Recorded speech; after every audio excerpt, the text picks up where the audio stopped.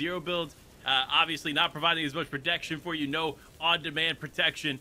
You have to be a little bit more careful, and one of those things you have to be careful of is, of course, that mythic pulse rifle. That bad boy is a laser, and unfortunately, if you can't protect yourself, you're gonna go down pretty quickly. But another EU team that we didn't get a chance to talk about, but they're first up on our viewing experience is, of course, Seti and Cammy, the FNCS Invitational winners, here competing for an opportunity to go back to Gamers 8, where after day one, they looked like they were gonna win it all. Yeah, these two have been playing incredibly consistent no matter what game mode, no matter where you put them. They seem to just understand Fortnite at a whole nother level, and it's amazing to watch because regularly they do something where you watch their games and it's like, wait, what? I didn't know that was even... Who does that? And that's exactly what happened, but now we're tuning over. This is Okus and Crackley going center map here at Anvil, taking out some of our first eliminations of the game. This is another duo. Okus showed up pretty big at the event in Gamers 8 the first time, and I would expect him to do the same today. Interesting. You know, going into this weekend, I think at one point it was Pilkey and Crackley were playing together, but now it doesn't look like it. So this could be a bit of a switch up that we weren't anticipating going into the day. Not necessarily cross region like you were hoping for, but a switch up nonetheless. I have seen that Acorn and Savage are playing together. Ooh. We'll have to see. You know, hopefully we get to watch their games. So in case you guys are wondering how this whole viewing experience is going to work out, there's several games that go on at a single time. So we're going to rotate through, kind of show you guys a little bit of everything as we go through these heats and jump in as we see D-Roller and Pen. This is another strong Zero Build duo, but you know, give me your quick thoughts on an Acorn Savage combo. Acorn Savage, probably the best teammate Savage has had in a while. And that's not shade to anybody else. Acorn is genuinely super, super talented.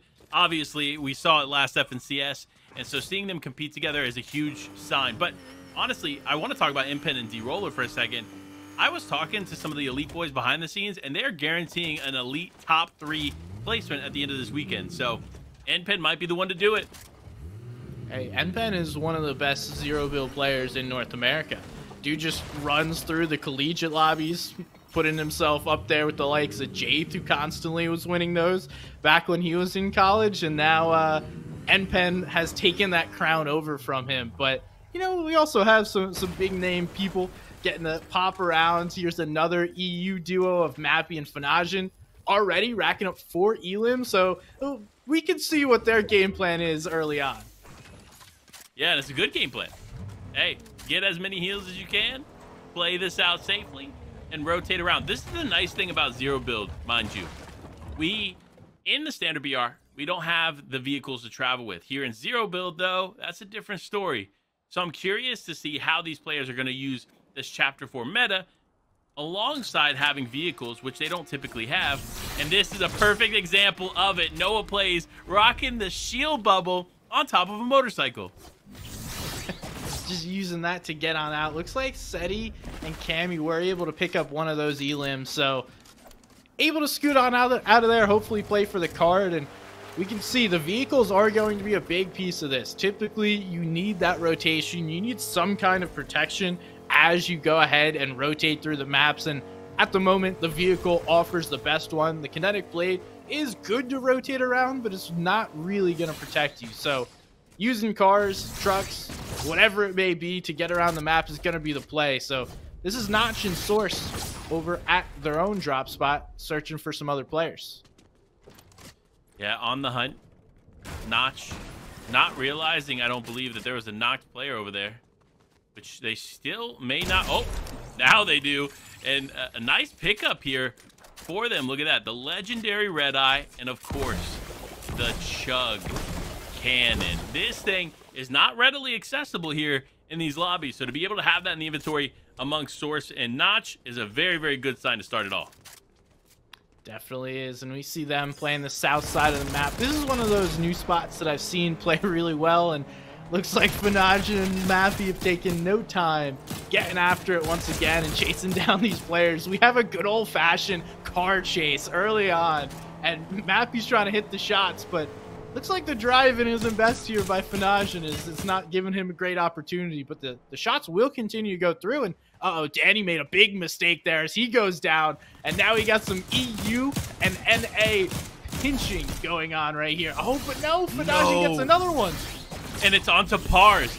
Listen, these guys are no joke. Pars and Baka both understand what it means to compete at the highest level, and that's why Mappy's going to go down. As Baka left as a solo player going up against Fanaj, but will he have enough to make this last? Fanaj versus Baka here. Baka gets the big shots and is able to clean that one up. There you go. That's 2 more, and that's a little warning. Hey, don't W key us. We're going to be able to send it right back and put you in the lobby, so solid start from them, and there is a knock in the distance if they're able to take advantage of it, but I'm not sure neither Baka nor Pars have any idea that's nearby. I'm just going to say it. NA West, well, it's not a region anymore, on top, baby. Baka and Pars showing out in big fashion here, taking out one of those EU duos. Now switching over, though, Hellfire and Refsguard, a very, very different tale. Quinn, of course, another NA West native, going head-to-head with an EU team, and unfortunately going to be a different story as they go down early to Refsguard and Hellfire. And I'm going to walk you through, in case you're not really a zero builds player, and you may be wondering, all right, what is the loadout? What are these guys trying to put in their inventory? It's typically only 1 heal, so you're going to use something like splashes, a shield keg, the legendary slurp juice, which has been introduced. You want at least 1 movement item, so right now that's the kinetic blade, and then the shield bubbles are protection, and then from there it's kind of pick of what you like better. Do you want to use the Maven? Do you want to use the combat? Do you want to use an SMG shotgun combo, or do you want to use the red eye? And it looks like red eye is what most of these players are using, and that just worked really well for Seti and Cammy there. My goodness. Look, they're typically not the most aggressive duo, but when they have their sights set on you, they take it. And sure enough, here in Zero Build today, they're already walking around boasting 5 eliminations, and we're only in zone 2 of 12. And we see they're gonna keep searching here too. It ain't done. We're down to 43 players in this lobby, and these two are deciding we're gonna use the vehicle, ride on through. They're deep in the storm, so there's also that little play of, okay, when do I need to reel it back in and try and play for placement? Because as much as it's great to be able to W key and get some eliminations, as we talked about earlier, it's 3 points per elimination and 60 points for that victory royale. So a lot more points if you're able to scoop up that victory royale. So what point in the game do you really see these players start to hit the brakes? Honestly, I think that game 1 is not the time to do it. I think it's really smart on players like Vinji and Chicken to take advantage of those early game nerves. Remember, for a lot of players competing here in San Diego, it's their first time in person competing. So for those players, they could be a little bit more nervous, a little bit more apprehensive, and that'll cause them to get caught off guard by players like Chicken, Vinji, or Cammy and Seti, which is why we're seeing some high elimination games from some of those veteran players that we see today. That's a great point. And I think to pad what you just said even a little more, your top 5 games are what matters. So you're allowed to queue as many games as you can fit within the 3-hour window that is a heat. So if you have 1 massive game and then you could have like 4 consistent ones, that to me says you're probably going to be able to move on. Well, we'll have to see towards the end of this heat, but that's a different format than what we've seen in the past. It is very different. So, and honestly, I like to see qualifiers like this because it adds another layer of excitement and strategy to the game. Typically, obviously, these players understand they have a set amount of games. They have to achieve a certain amount of points within a set amount of games to qualify on, and so on. But in a format like this, the strategy is different. You can W key. You have an unlimited amount of time within a certain period of time, and you never know. You could get 5 eliminations like we see for Cammy and Seti off the rip, and then go on to win the game. So imagine the value of having all those eliminations as well as that VR that otherwise you may not have expected. So I'm going to do some quick math, and it's going to be really rough. I would guess you have to win at least 2 out of your 5 matches in order to qualify.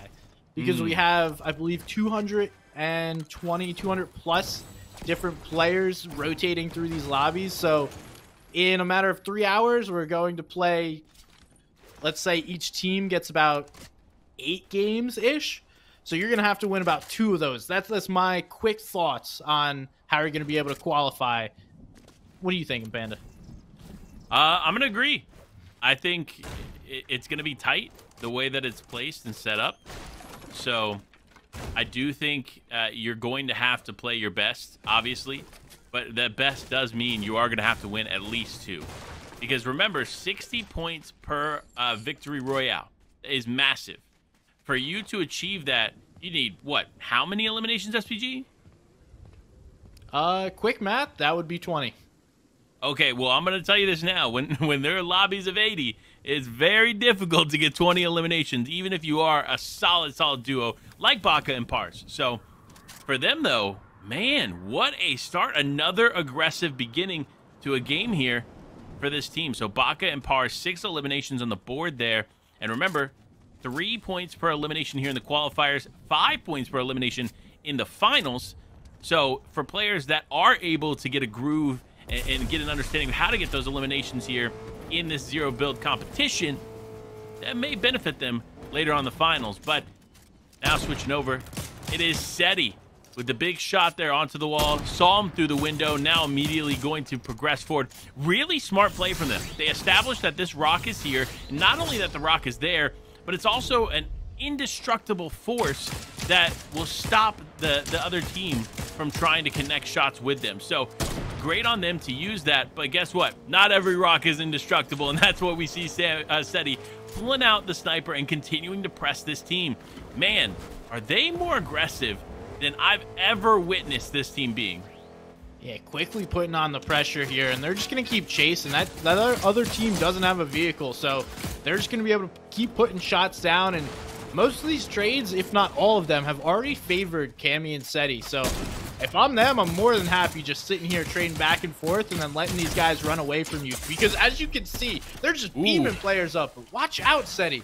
There's some more shots coming through. There's a team on the edge of zone putting that pressure on. So quickly, the brakes get pumped, and now it's time to rethink. All right, do we still want to go chase that team? Yeah, at some point you have to make the call. Is it worth continuing to press on? And unfortunately, not in that situation. It is not. So for them, now they just have to reevaluate, get what they can resource-wise, and continue moving, especially considering how far they are outside the zone. But an OG to the scene, it's Clips here, playing with Saborshin?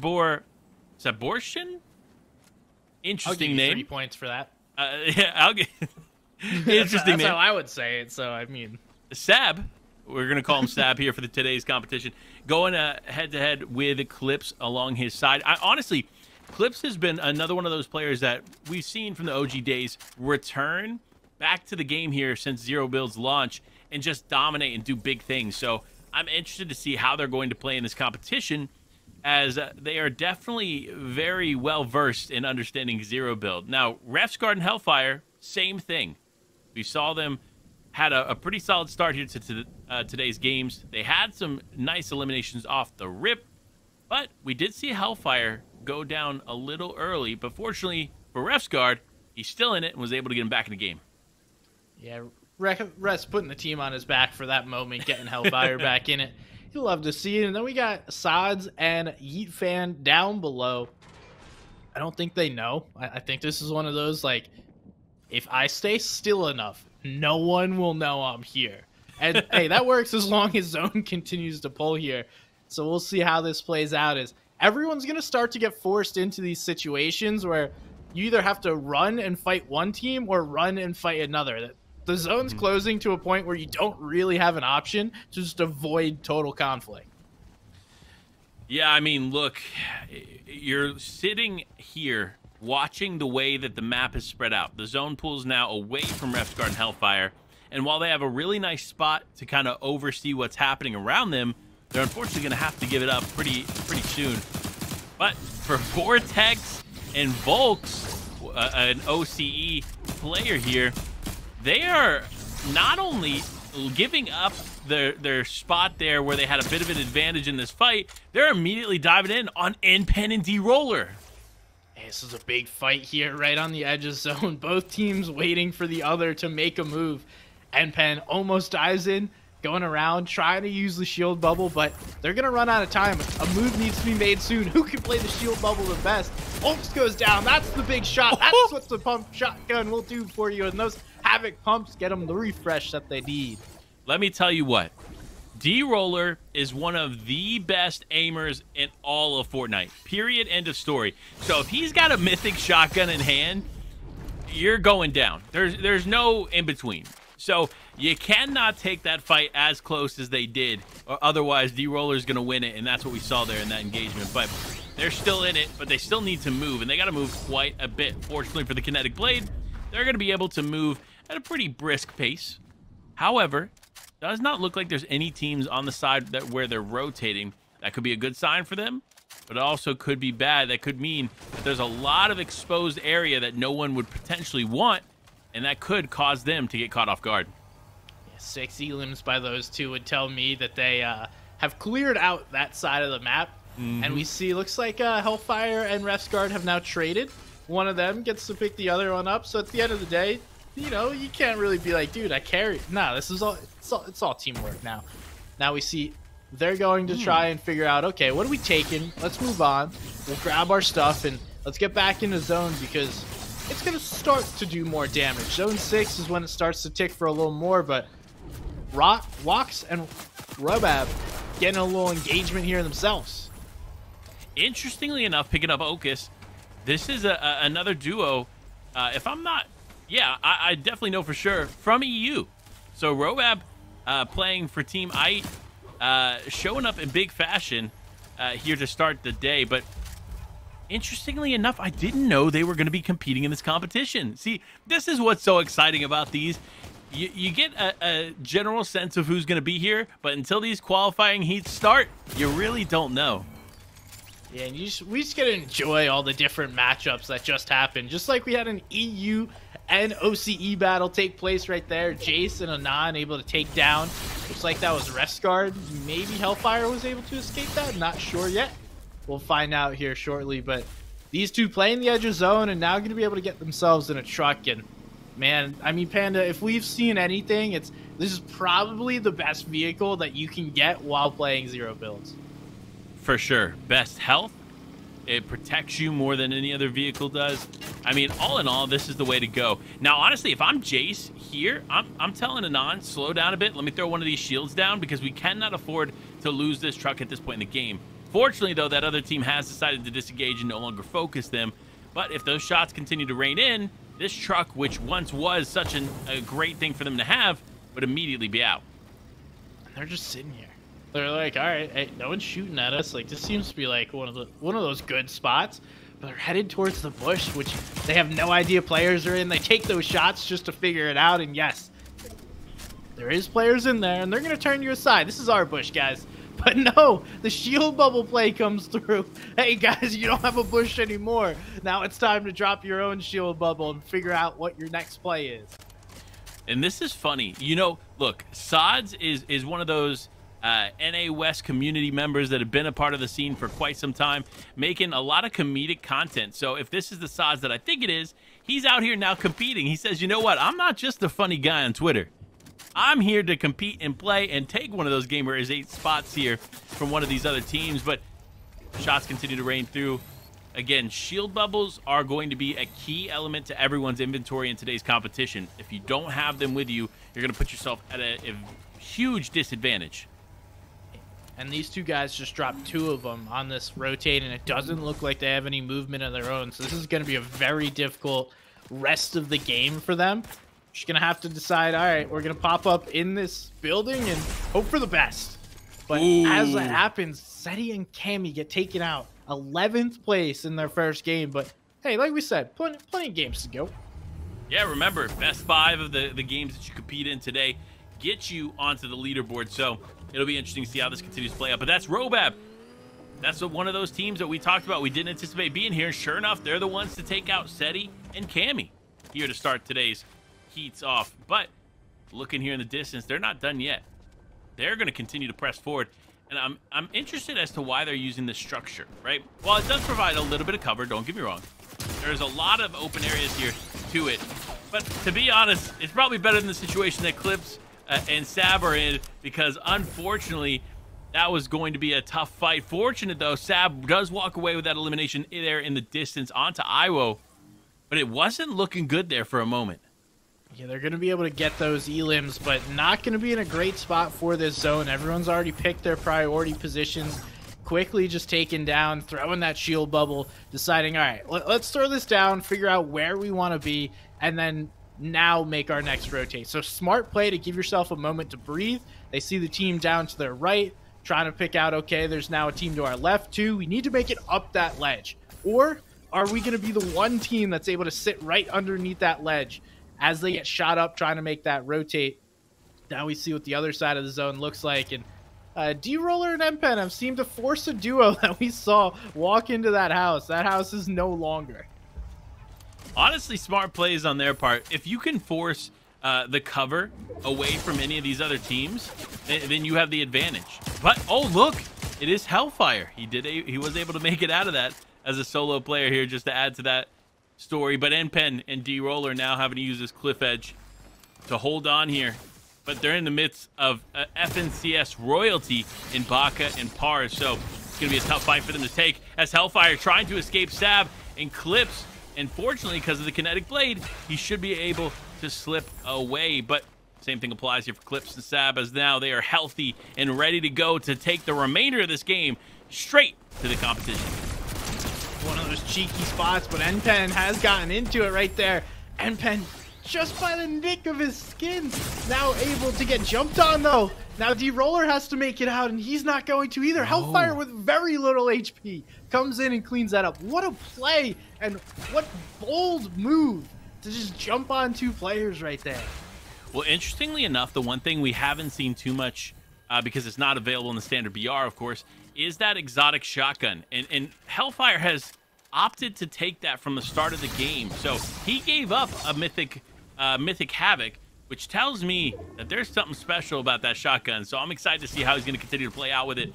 But now Clips taking it straight to Hellfire, realizes that there's a player there, and Hellfire just going to be able to escape and potentially stay alive a little bit longer. But it does look like it is one duo and two solos, but make that one solo, as Hellfire is now set to go up against this duo.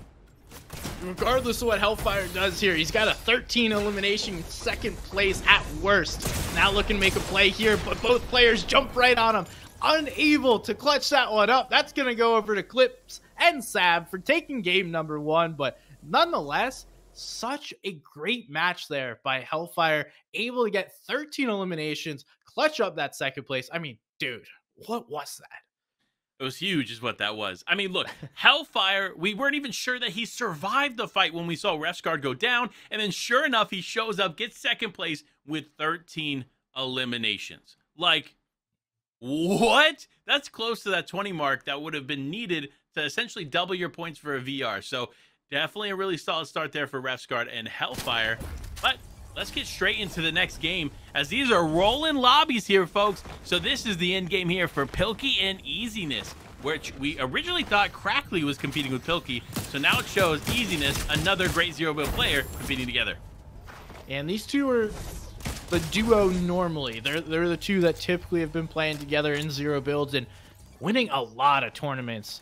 They've been very successful early on, and really two of the main players that have committed to learning zero builds as like their craft. That is what they focused on, and now only recently have started to branch out and try and focus a little more on the build modes as well. But I know that duo that we just walked past, Fatch and Pamstu, that is a personal favorite of our two. So, you know, a little bit of bias. I may be rooting for them or the duo on the screen because they're my pick to qualify.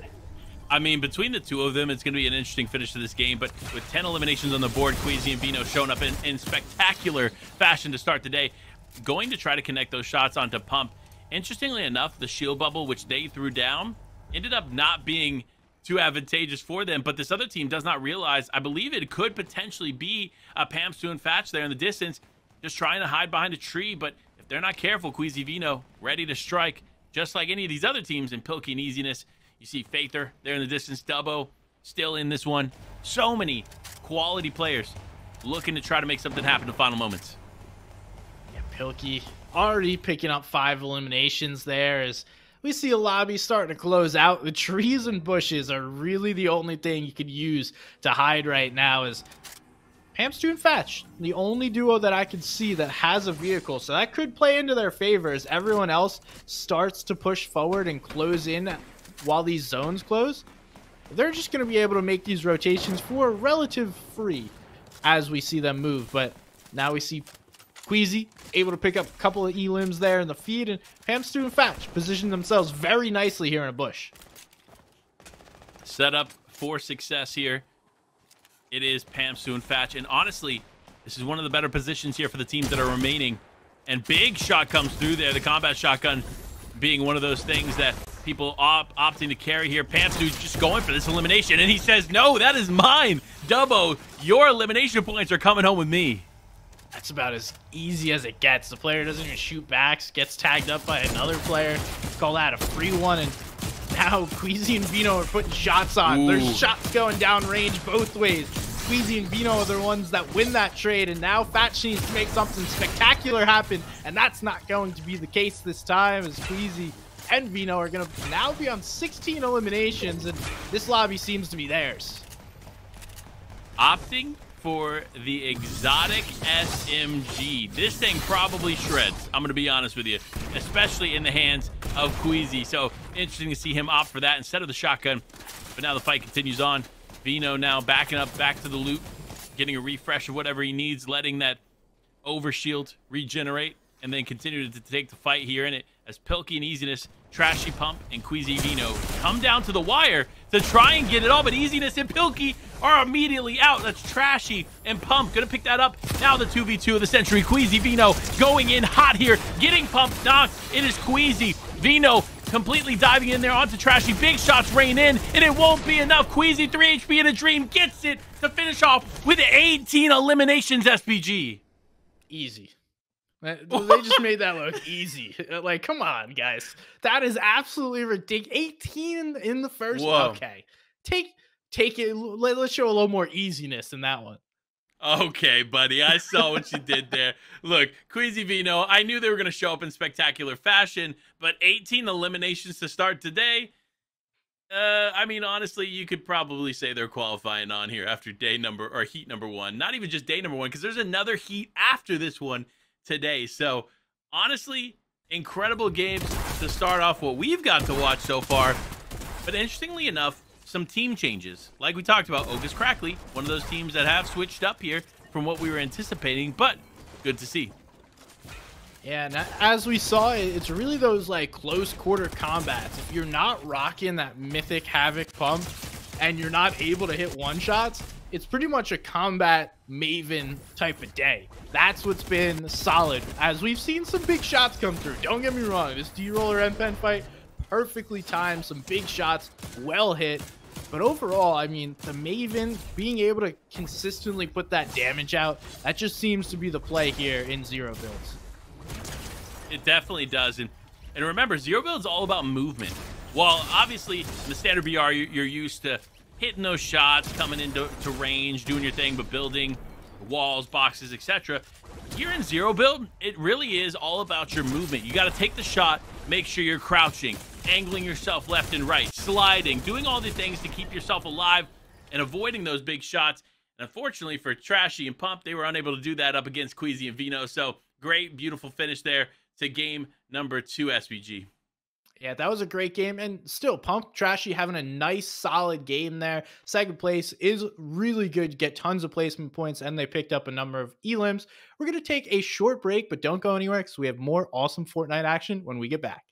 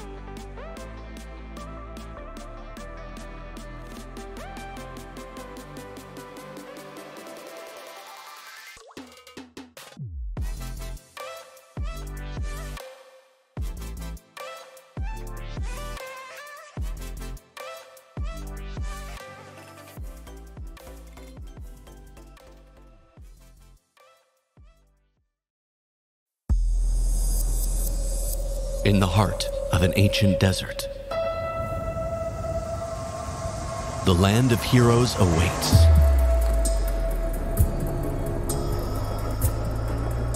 Prepare yourself.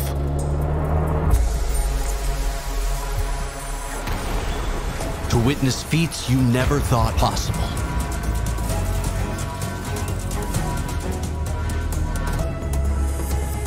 Records will be broken. Legends will be born. And fortunes will be made. The stage is set.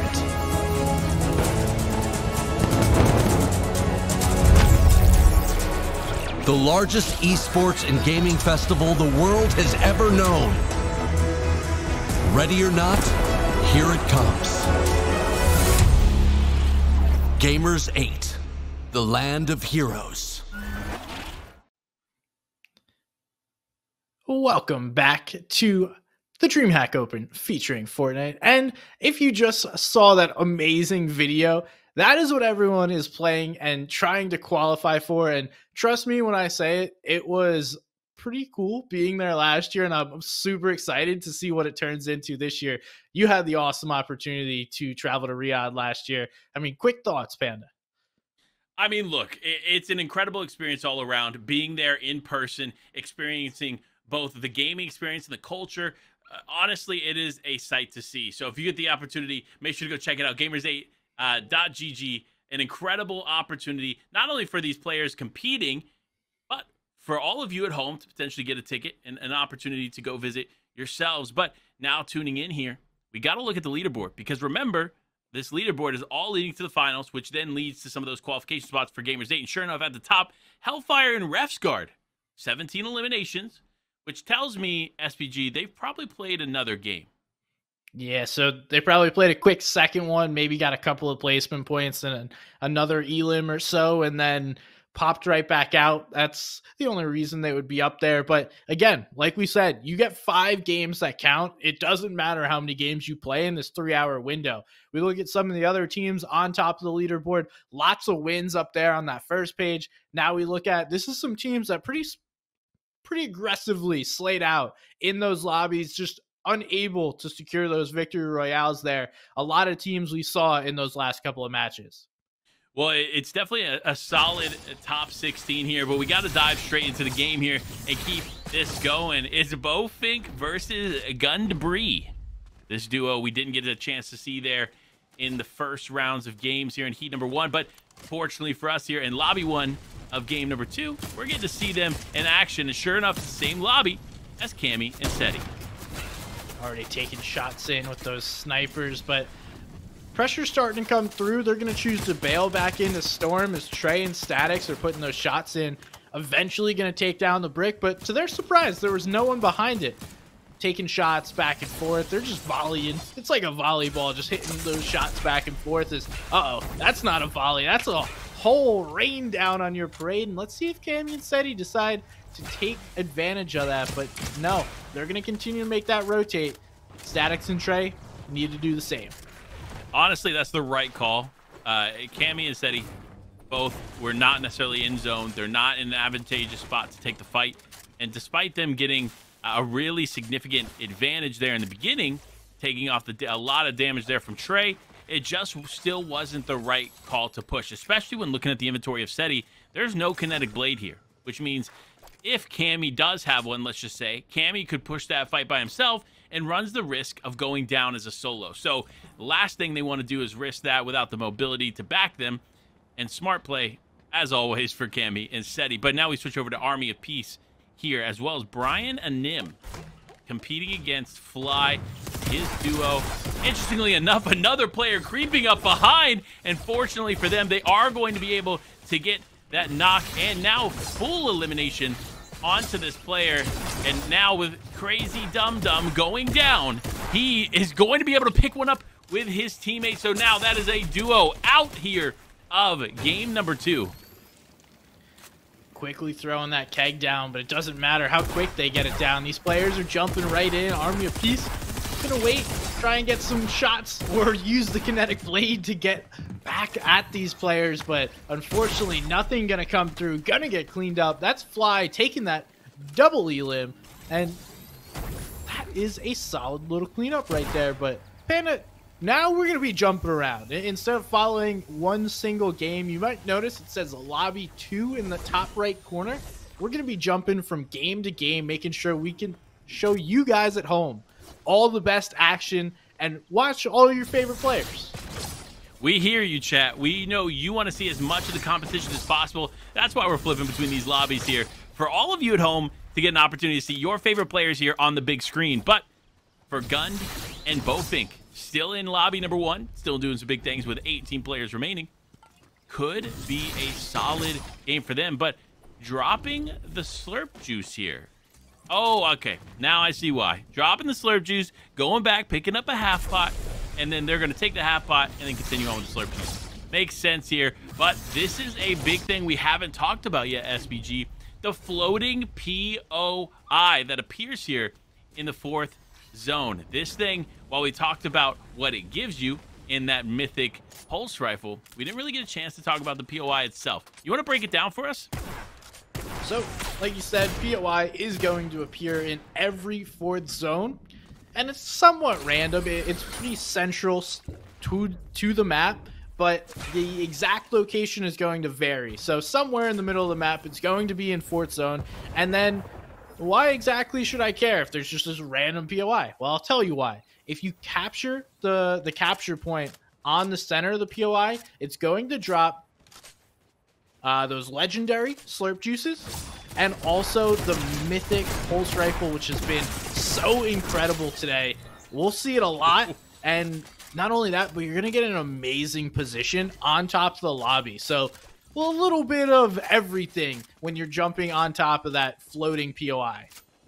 Yeah, it definitely makes sense for sure, but also making sense is Seti and Cammy getting more eliminations here as these games continue on.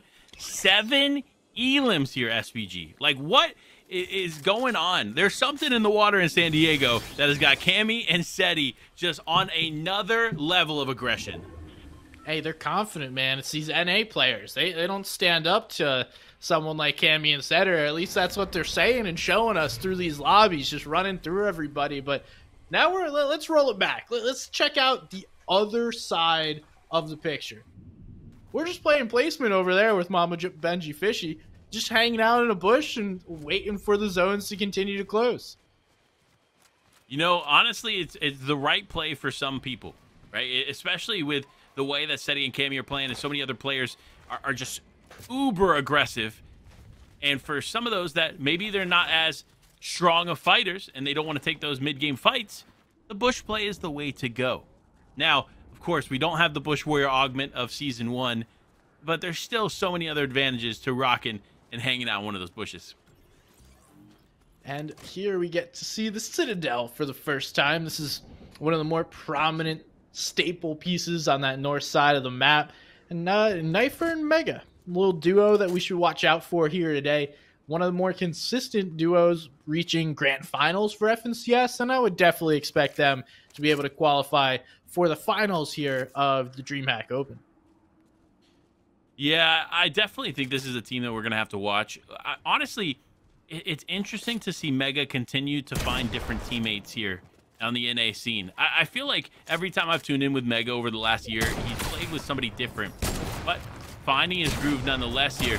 As also Anon and Jace taking a big fight there, and it looks like with one knock leading to 2, they have now 2 more eliminations on the board, 6 points in total from one quick fight here in the mid game.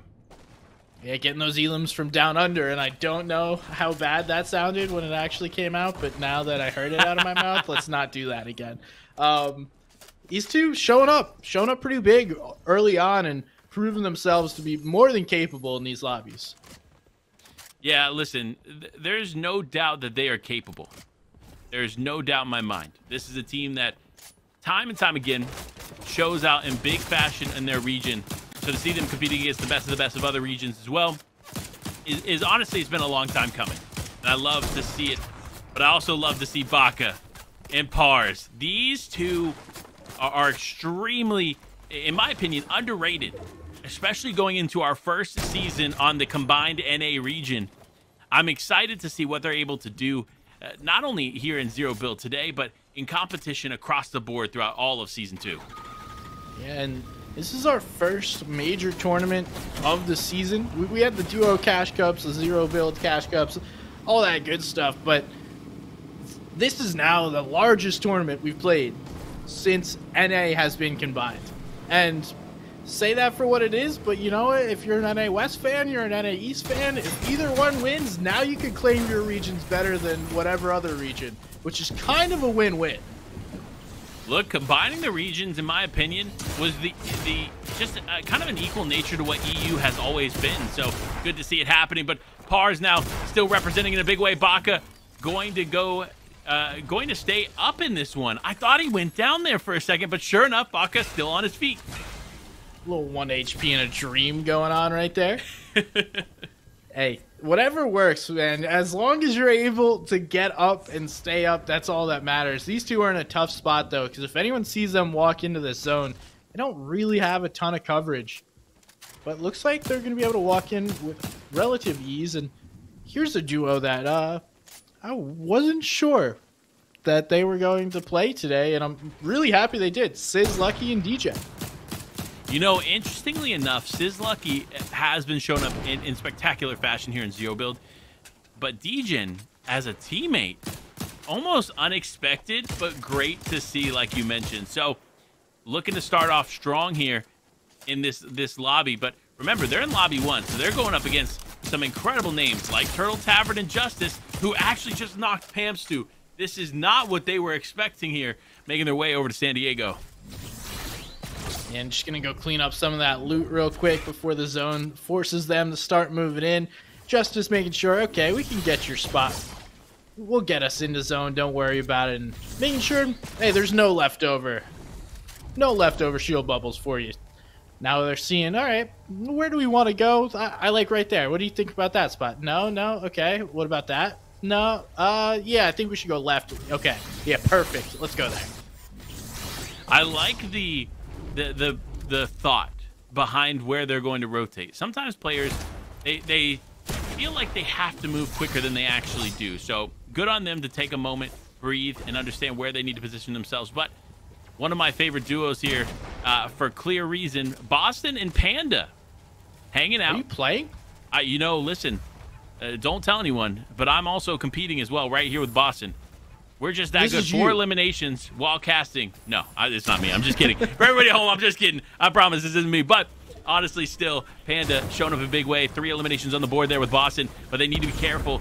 The vehicle blowing up, causing that fire, environmental damage is huge and can cause a lot of problems there for them because they've positioned their shield bubbles, one of those vital resources, right on top of the fire.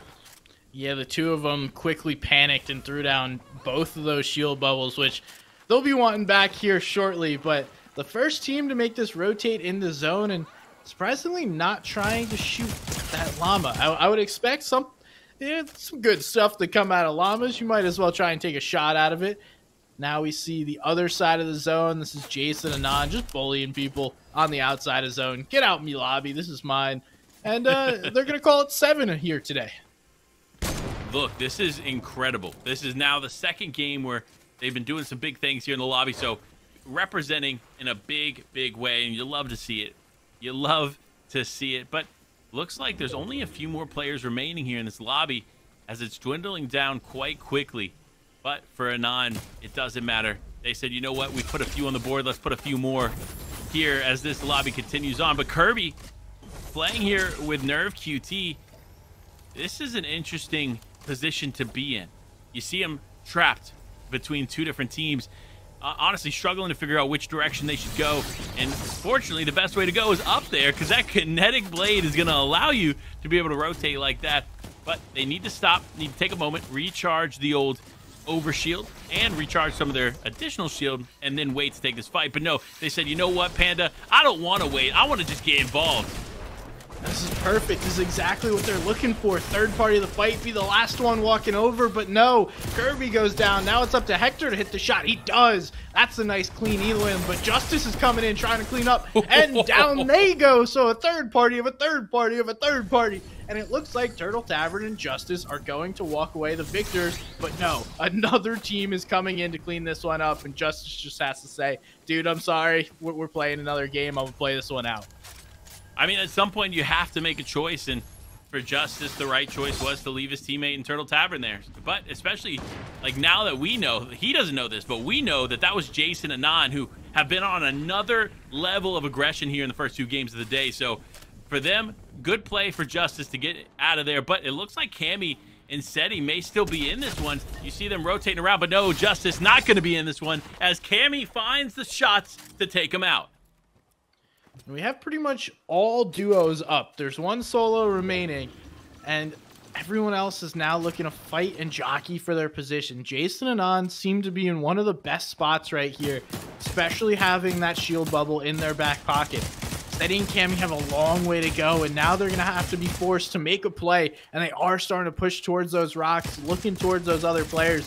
Jason and Anon just not giving them a second to breathe, keeping that pressure on. Pressure is key here in these situations. You cannot afford to let them take a shot back at you. If you let them have enough comfort where they can return fire, then you might be paying the price, especially against a team like Seti and Cammy, who just don't miss. It's like one of those Wild West showdowns where you're just staring at one another, waiting for the other one to draw. And we see Jace go up and quickly decide, no, back down. That's where we want to be. These guys hanging out, and Panda, unfortunately, you do go down there, so you're going to have to play another one out. Look, Wax is actually just in the tree behind them. That's a great play right there, and we see the plays coming out. Seti, Cammy picking up 2, but Wax from the tree, the sniper behind the leaves is now going to jump on this. And now multiple solos fighting up top, and Anon and Jace trying to clean this one up. Not surprising here. Cammy going to disengage, just trying to stay alive as long as he can, but no, unfortunately going to go down in second place as Anon and Jace walk away with 9 eliminations in the Victory Royale.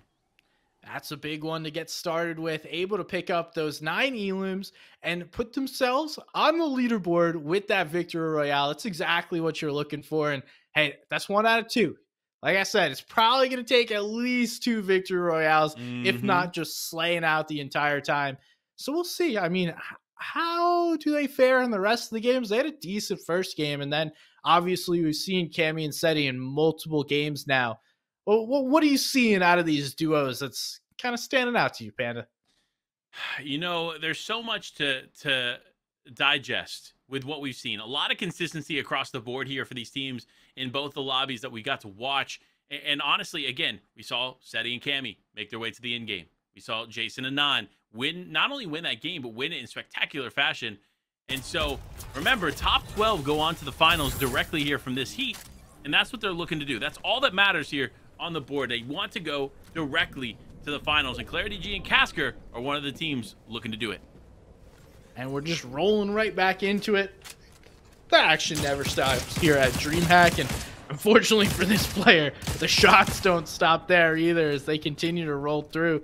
Casker and Clarity G, one of the more underrated, I feel like that term is overused, but one of the more underrated duos that we've seen thus far this year. Jeez, I struggle with that one. But they've been so consistent playing in the Cash Cups and just constantly playing so well. As now we're seeing one of our new EU duos that we haven't gotten to peek in with. What are your thoughts here on Malibuca and Pink? Okay, look, obviously we're used to Malibuca and Merstash, Malibuca and Thomas HD.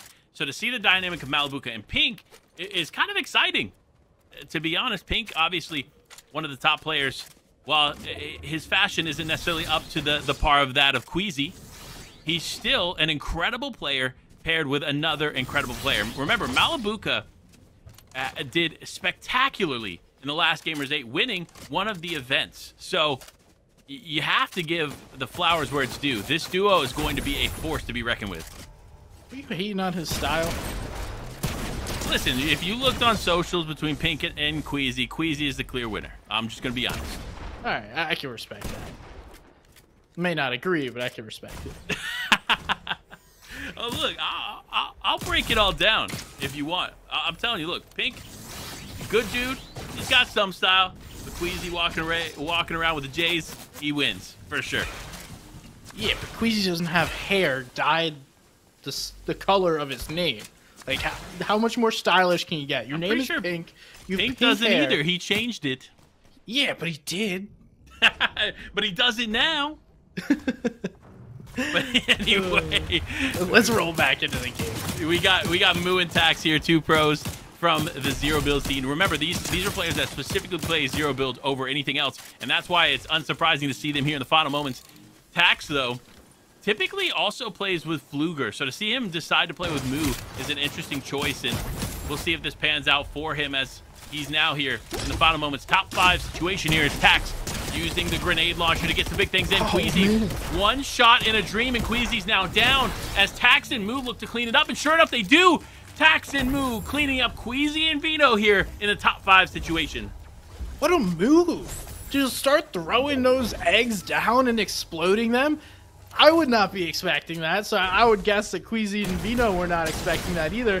But it's not over yet. We got a fight going on the other side of the zone. Fluger and Opt taking on Malibuca and Pink, a battle of the regions. Malibuca trying to hit the shots, playing the shield bubble. Neither player connecting just yet. Pink taking a little bit of damage there, but the heals come right back through, and Pilkey's getting involved as well. He gets jumped on, but actually no, that's Pilkey going down, and Fluger and Opt are going to be on top of this fight with Pink going down in that fight to Pilkey. Now it's all up to Malibuca. And it's going to take a lot for Malibuca to hold on here. He is a spectacular player, but as a solo and zero build, it's almost impossible to walk away with a win. But for Fluger, you see him holding a really nice spot here, using the rock to find cover here against Tax and Moo. But of course, Tax using some tactical advantages there with the grenade launcher, trying to get some damage there onto the other team. But now Malibuca gets back over, and unfortunately, he's going to go down. Now it is all up to this, a 2v2, as Fluger and Opt walk away winning this game. What a shot there by Fluger, too.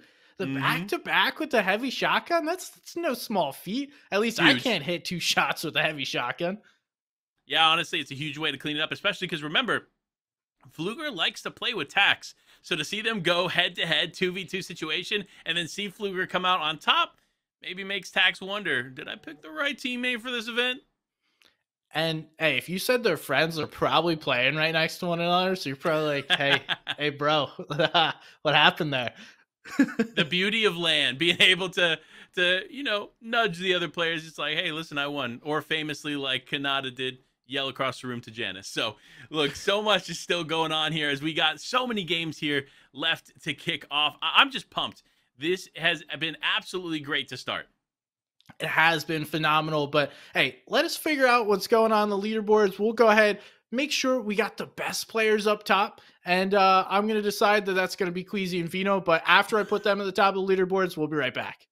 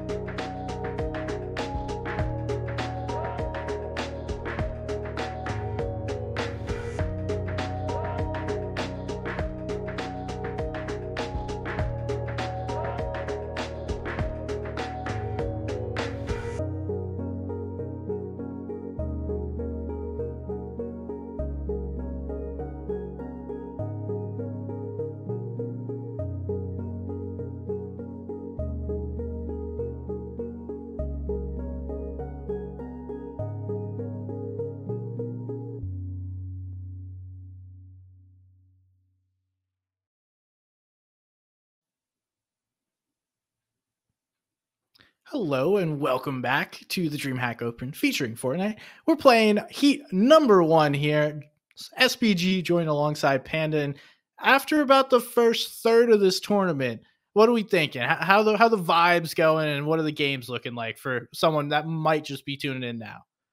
Honestly, if you missed the first 2 games, you missed a lot of action. We saw 18 elimination wins. We saw, obviously, teammates going head-to-head against each other in 2 different teams. So we saw a lot of good stuff here to start the day, but it's not over yet. We still got a few more hours to go of incredible competition here in Heat number 1. Oh yeah, we do. This one rolls until about 9 Eastern or 6 p.m. local time if you're out in San Diego on the West Coast. Lots of games still to be played. You guys wondering what the format is? I'll repeat it again. 5 games, your top 5 games played throughout that 3-hour window. That is going to be your score. So you don't really get punished by trying to make plays early on in the game. Now, if you spend too much time in a game, you're only able to play a few out. You don't really get 5 full games completed that you wanted to have. That's going to be a tough one. So, Pan, you got any strategies you think that these players may be trying to deploy? Interesting. So, to be honest, I think a lot of players, like we've seen, are just fully taking advantage of the eliminations, right? They're saying, you know what? People are going to have high nerves here going into Heat number 1 of a LAN, especially players that aren't necessarily as familiar. So take advantage of it. That's why you see here, you're looking at the top 8 right now. Hellfire, Refsguard, they have LAN experience. Vert, Quinn, LAN experience. Queasy, Vino, the biggest LAN experience, right? So these players that have the experience here in these high pressure moments in person, not competing at their setups, but competing here in San Diego, that's the ones that are coming out on top. Yeah, and I was told I have 0 control of the leaderboard, so I couldn't put Queasy and Vino up there. But hey, they'll do it themselves. I'm not worried. Now we're checking out this second page. That top 12 is what we're looking for. Those 12 spots is what everyone's trying to get, and we're really close. I mean, just between those 7 spots we can see right now, it's a matter of 6 points, and that can quickly change. You know, just one solid match is going to put you up there on the leaderboard. So you have to remain consistent. And let's jump back into another lobby here as we have some action going on with Mega, Knifer, Vortexers, and Axe Force. Interesting here. Mega and Knifer, again, finding their team chemistry. Not necessarily playing as much together here as they go into the fight. Axe Force going to go down here. It's going to be Mega and Knifer with the advantage, and it doesn't matter because Casker in the distance picks up Vortexers. It was a mega nice shot, but he's going to have to put the wheels on to try and get out of here. Up in the tower above, they're getting rained down shots, and they're in storm, so you can only stay here for so long. We can see the inventory.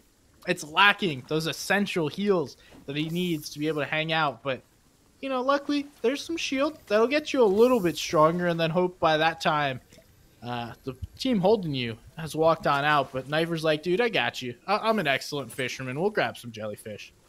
I mean, look, the Jelly Angler augment is probably the best in a situation like this. You find yourself in storm, took a ton of damage from a fight, and now you're just kind of playing on the back foot and needing heals. And fortunately for them, that fishing rod appears as the augment becomes active, and they can just get as many jellyfish as they want. So once they're healed up and ready to go, that's when you see them make that rotate. But for Sizz Lucky, unfortunately, not going to be a similar story as Degen is out here, and he's left as a solo.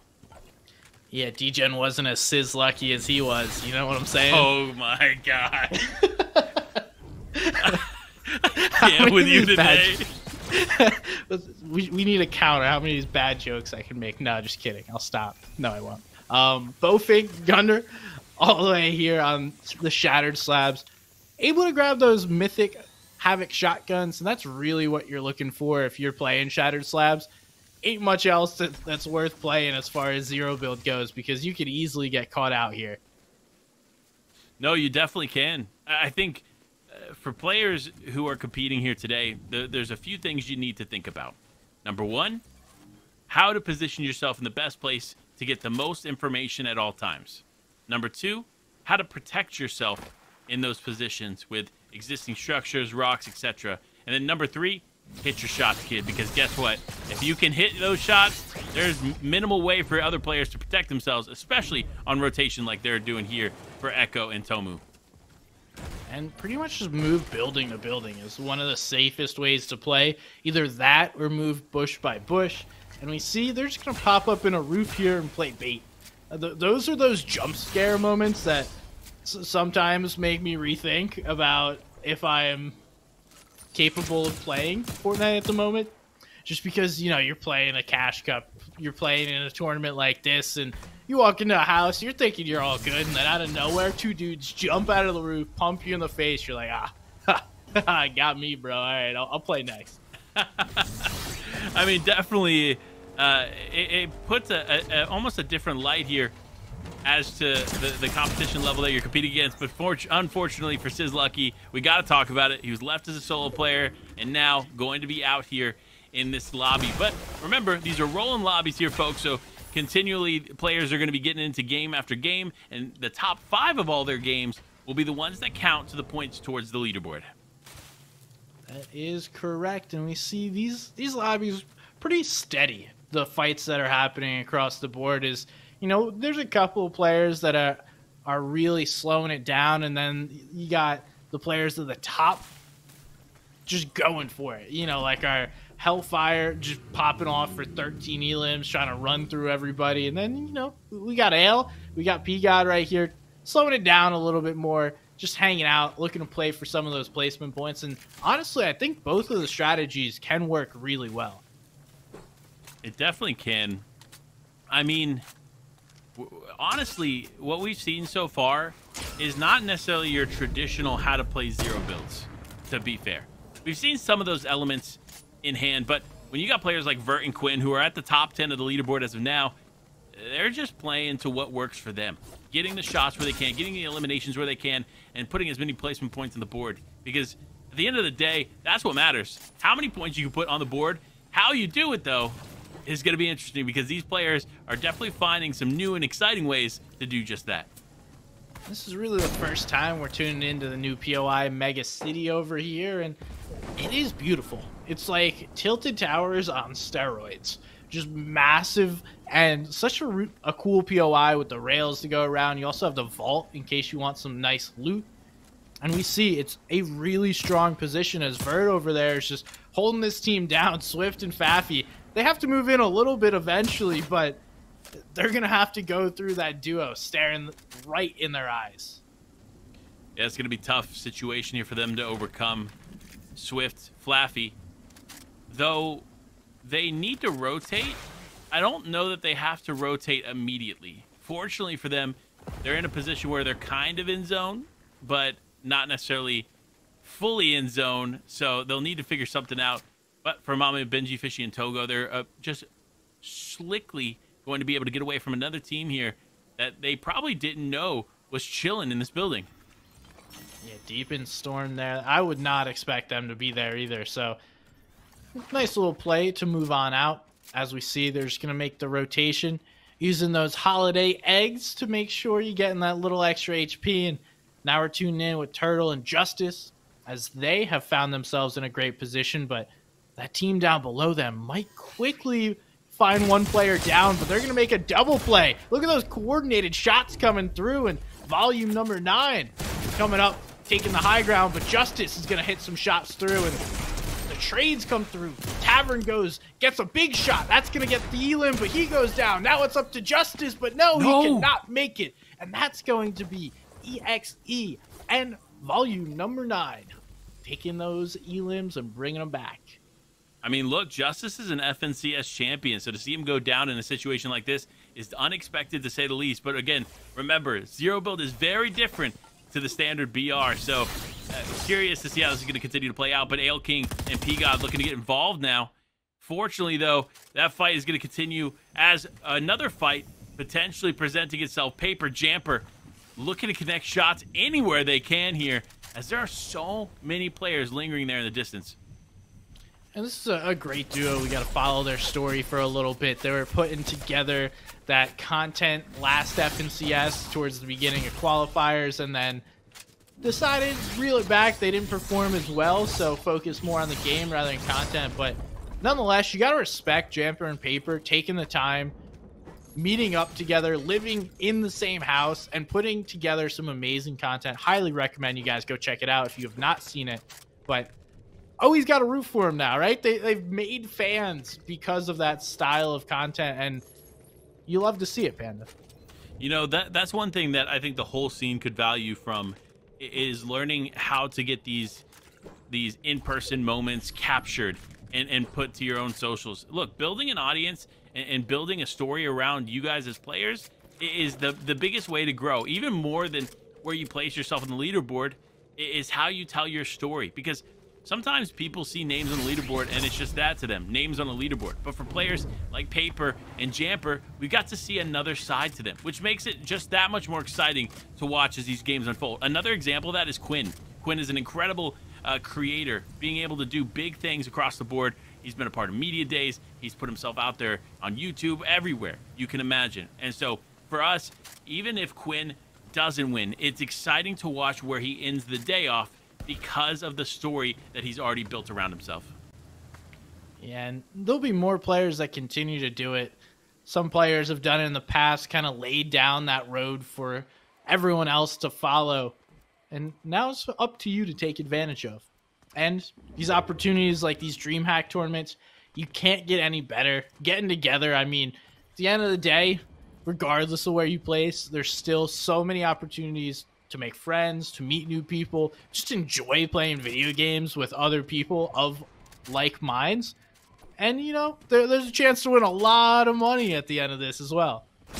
I mean, look, no one does it like DreamHack, to be honest. And no one doing it like Knifer here, picking up a couple of eliminations. It's actually Krizix, another West Pro, gonna end up going down there to the hands of Knifer as Mega unfortunately gets knocked. But fortunately for them, they're gonna be able to get back into this game.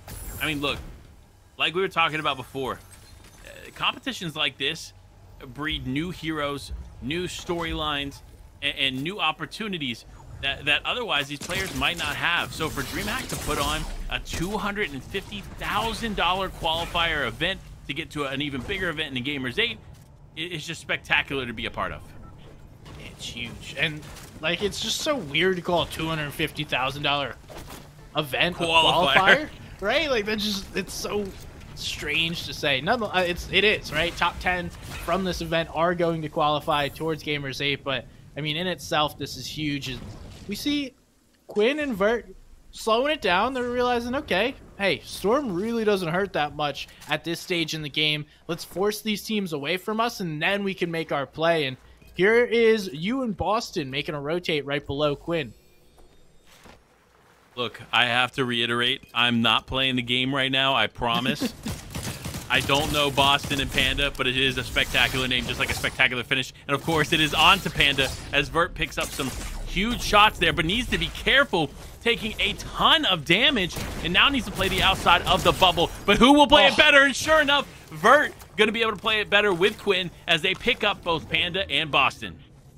What a great little dive there, in and out of the shield bubble. You love to see that. That's a player that clearly knows how these shield bubbles play out and has played this before. A little experience on the back there. Vert making sure he's staying up. Now we tune into a team that has slowed it down, but it looks like Quinn isn't going to be able to make this rotate. So as much as Vert was able to do in this game, it doesn't matter because now he's trying to run, just stay alive. Staying alive is the name of the game here. It's crazy how quickly things can change here in Zero Build. You know, in one moment, you're winning, you're doing everything right. You just walk away with 6 elimination points, and then the next moment, your teammate is down, you're in the storm, you're taking a ton of damage, and you don't know if you're going to be able to make it out across this team. Yeah, I thought maybe there's a chance he was going back for the reboot card, but no. He was trying just to go get some heals, get something else in his inventory, and now he needs to get that med kit off before Echo and Tamu jump on him and try and make a play. Echo's closing the gap real quick. Tamu's coming in from above. The shots come through, and down goes Vert. Nice little cleanup there by Echo and Tamu. Yeah, definitely not the finish here for Vert and Quinn. Remember, they were top 10 in the leaderboard going into these games, and so to see them go down so early can definitely put a damper on their competition. So we'll continue to monitor that as the leaderboards continue to shift. Because right now, as of right now, this second, Bert Quinn, 3rd place, Queasy Vino, 2nd place, and Hellfire Refsguard, 1st place. But remember, with rolling lobbies, that can change drastically in a second. So we'll continue to monitor those leaderboards and see how these players continue to play it out here as these games continue on. And we're just tuning in over outside the Slap Factory. We got a little bit of a stalemate. Players sitting in a bush, players sitting in a building. Everyone trying to decide, okay, how exactly are we going to make this rotate through? Mega and Knife are going to choose to tank a little bit of Storm and make a late rotate. I like to play. Understanding how to use your rotation, how to use the actual heals that you have, and put yourself in hopefully the best position possible. Yeah, positioning is everything in Zero Build. We've talked about it, and that's why this is a little, let's just say risky. Because you see how many teams are just stacked up on the edge here. Lots of bubble shields already coming out as JG and Oppose just trying to connect with these other teams. But the Kinetic Blade, of course, going to play a vital role in how these players are rotating around, as unfortunately Oppose and JG9 are not going to be able to connect the shots that they were looking for. But it's Bofinky and Gundy right there on the opposite side. Could be the fight that Oppose ends up taking. And we're just seeing fights take place all over the place. Froze gets absolutely frozen. Echo jumps right in his face, cleans that one up, and now this team's starting to feel themselves starting to roll through these lobbies as Mega and Knifer get some pressure back in their face. They're going to be forced to move in about 30 seconds, and the choice is, do I go play that rock right in front of me, or do we try and take that high ground because everyone is staring right at them at the moment? Yeah, I mean, look, the sights are on these players, these 2v2 right here on the edge. The bubble shield, the only thing protecting Mega and Knifer in the moment. But with the time dwindling down, they need to do something and do something quickly. And sure enough, it's going to be the Kinetic Blade straight into the bush here. On to Tomu, and his teammate Tomu goes down. Mega left as a solo. Will he be able to clutch it up there? And he does, keeping him and his teammate still in this one as he gets to pick up on the Knifer. Put the team on your back, though. Mega clutching that one up and using all 6 shots in his shotgun there. One more was not going to work. On the other side of the zone, we see JG9 doing exactly the same thing, getting his teammate up, and he's going to have to throw down some splashes real quick and deciding, okay, nope, sorry, Oppose, not going to happen, bro. He might try and carry him into the zone. That could be the play here. But it looks like Knifer and Mega are also forcing the issue. These guys now getting aggressive in this lobby. Yeah, and this is what you have to do here in a situation. When you get a knock, continue to capitalize. That's what you have to do in a moment like that. And sure enough, they do, as Mega now going to be able to get some of these jellyfish here and just opts to pop it. Curiously enough, I'm assuming the decision is made so that that resource isn't available for anybody else, but you never know what's going through the mind of these players, as now Steady and Cammy are looking to get involved. Knifer going to go down. Mega just up barely here, as Steady and Cammy also taking a ton of damage. But in a 2v1 situation, Mega needs to do something and do something quick as he gets away, but gets away only for a moment as he's not too far here. Steady and Cammy still looking to finish this one up. They know he's a solo player, and they're going to take any advantage they can get in a fight like this. Mega's going to be able to survive just a little bit longer, then going to be forced to jump on this building and play whatever's left. But you have Seti and Cammy just absolutely raining fire into this building, and that's a huge elim there. Look at all those extra chug splashes, able to get these guys as healthy as possible. And I think it's just Seti and Cammy and then a bunch of solos in this lobby. They now control their own path to victory. I'm curious how this is going to play out. Mega holding on, but with those shots just raining in from the pulse rifle, it's going to be tough. But they realize Paper is inside the tree, so they're going to take the tree out and now connect. Huge shots. Paper just eliminated in a split second here. That is the power of the pulse rifle in Cammy and Seti's hands. Oh, Mega's able to get one more, so at least picking up 3 more points. But now it's Cammy and Seti jumping on his head. Doesn't matter how many points you can pick up when a team's jumping right on top of you, and it looks like Cammy and Seti will clean this up. Mega's going to survive just for 1 more second, but ticked away to the storm, and now it is all but Ogre. Kanalu trying to survive as long as he can. Can he make magic happen? No. He cannot. Cammy and Seti, take the game. I mean, what do you expect, to be honest? Cammy and Seti, two incredibly talented players, FNCS Invitational champions, holding the strongest weapon, in my opinion, in all of Zero Build right now, the Mythic Pulse Rifle. Like, when you put 2 and 2 together, it's going to be tough to slow them down. So a huge win there for Seti and Cammy, and exactly the win they needed to kind of start to solidify their spot there in the top of the leaderboard. Yeah, and we've seen them consistently making those final zones, but not able to achieve that victory royale like we know they're capable of doing. So it's awesome to see them secure that right there, but let's keep it rolling. We got plenty of action going on. I know everybody at home, you're trying to watch as much Fortnite as possible. So here are some of the top players in the region. That is North America. Easiness and Pilkey. So consistent in Zero Builds throughout the whole pretty much year and months since it's been released. Yeah, I mean, honestly, it's cool to see super notable names in competitive scene going head-to-head against Zero Build, the die-hard players. So to see them going at it is kind of exciting. But for players like Pars, Baka, they're just trying to play their game. With 5 eliminations on the board for Baka, it just continues to solidify how good he is of a fighter. But I want to give you a quick update for the people at home. Following that last game that we watched, Seti and Cammy were able to climb into the second place spot on the leaderboard, just behind Refsguard and Hellfire. But right on the heels of Cammy and Seti, of course, is Queasy and Vino. So remember, those leaderboards can change rapidly, but that's just a quick top 3 update. And this is actually our 12th spot team. Baka and Pars sitting pretty in 12th at about 201 points. So in case you guys are wondering where Qual is going to be, we're about halfway through. Top players have about 200 points, but you have to remember, it's not just going to continue to climb. It's going to slowly raise once we hit about the 215 mark, because everyone is going to have played 5 games, and now it's just maximizing what you can get out of those 5 games.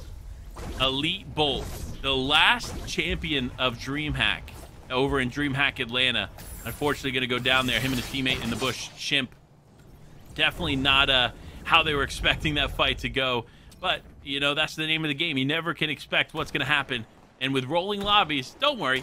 You'll get some more opportunities to put some major points on the board. But we got to talk about it. I'm looking at this leaderboard, and in the top 5 are D-Roller and Inpen. But the reason they're in the top 5 is they've played 7 games so far in comparison to others playing 3 games and 4 games. So I'm curious how that's going to continue to affect them. While they are, again, in the top 10 as right now, will that stay the same if they don't get some big games here in the last half?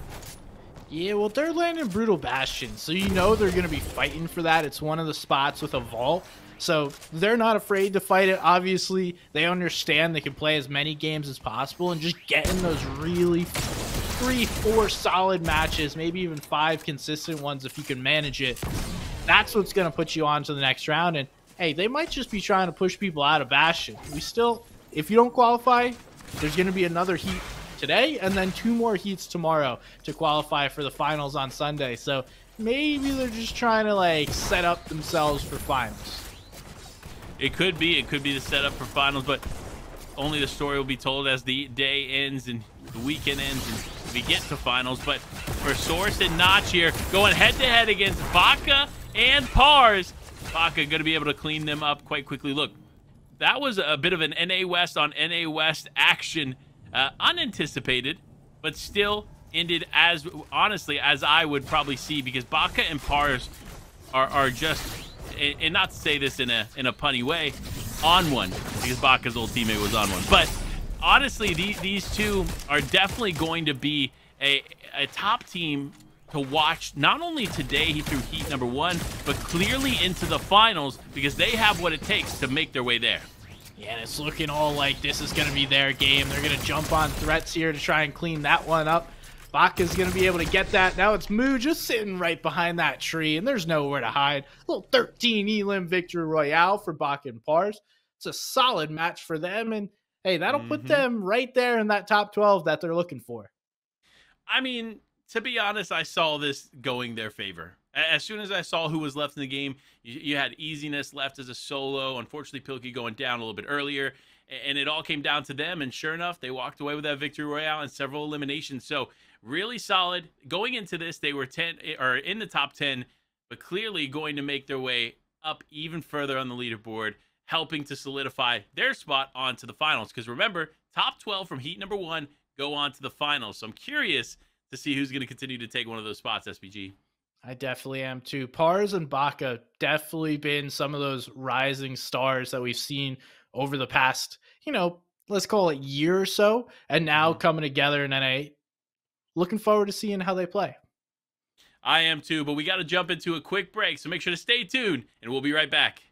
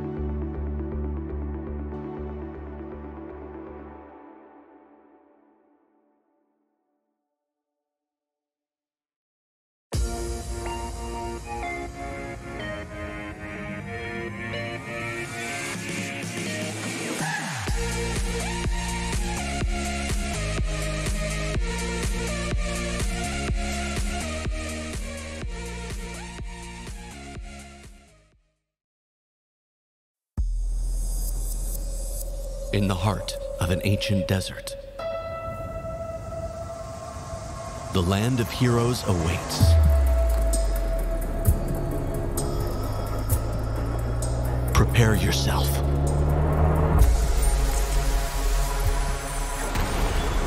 To witness feats you never thought possible.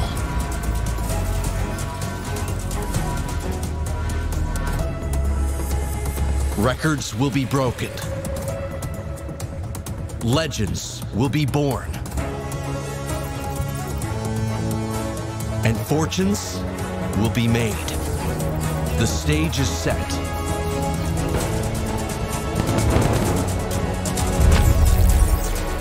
The largest esports and gaming festival the world has ever known. Ready or not, here it comes. Gamers 8, the land of heroes.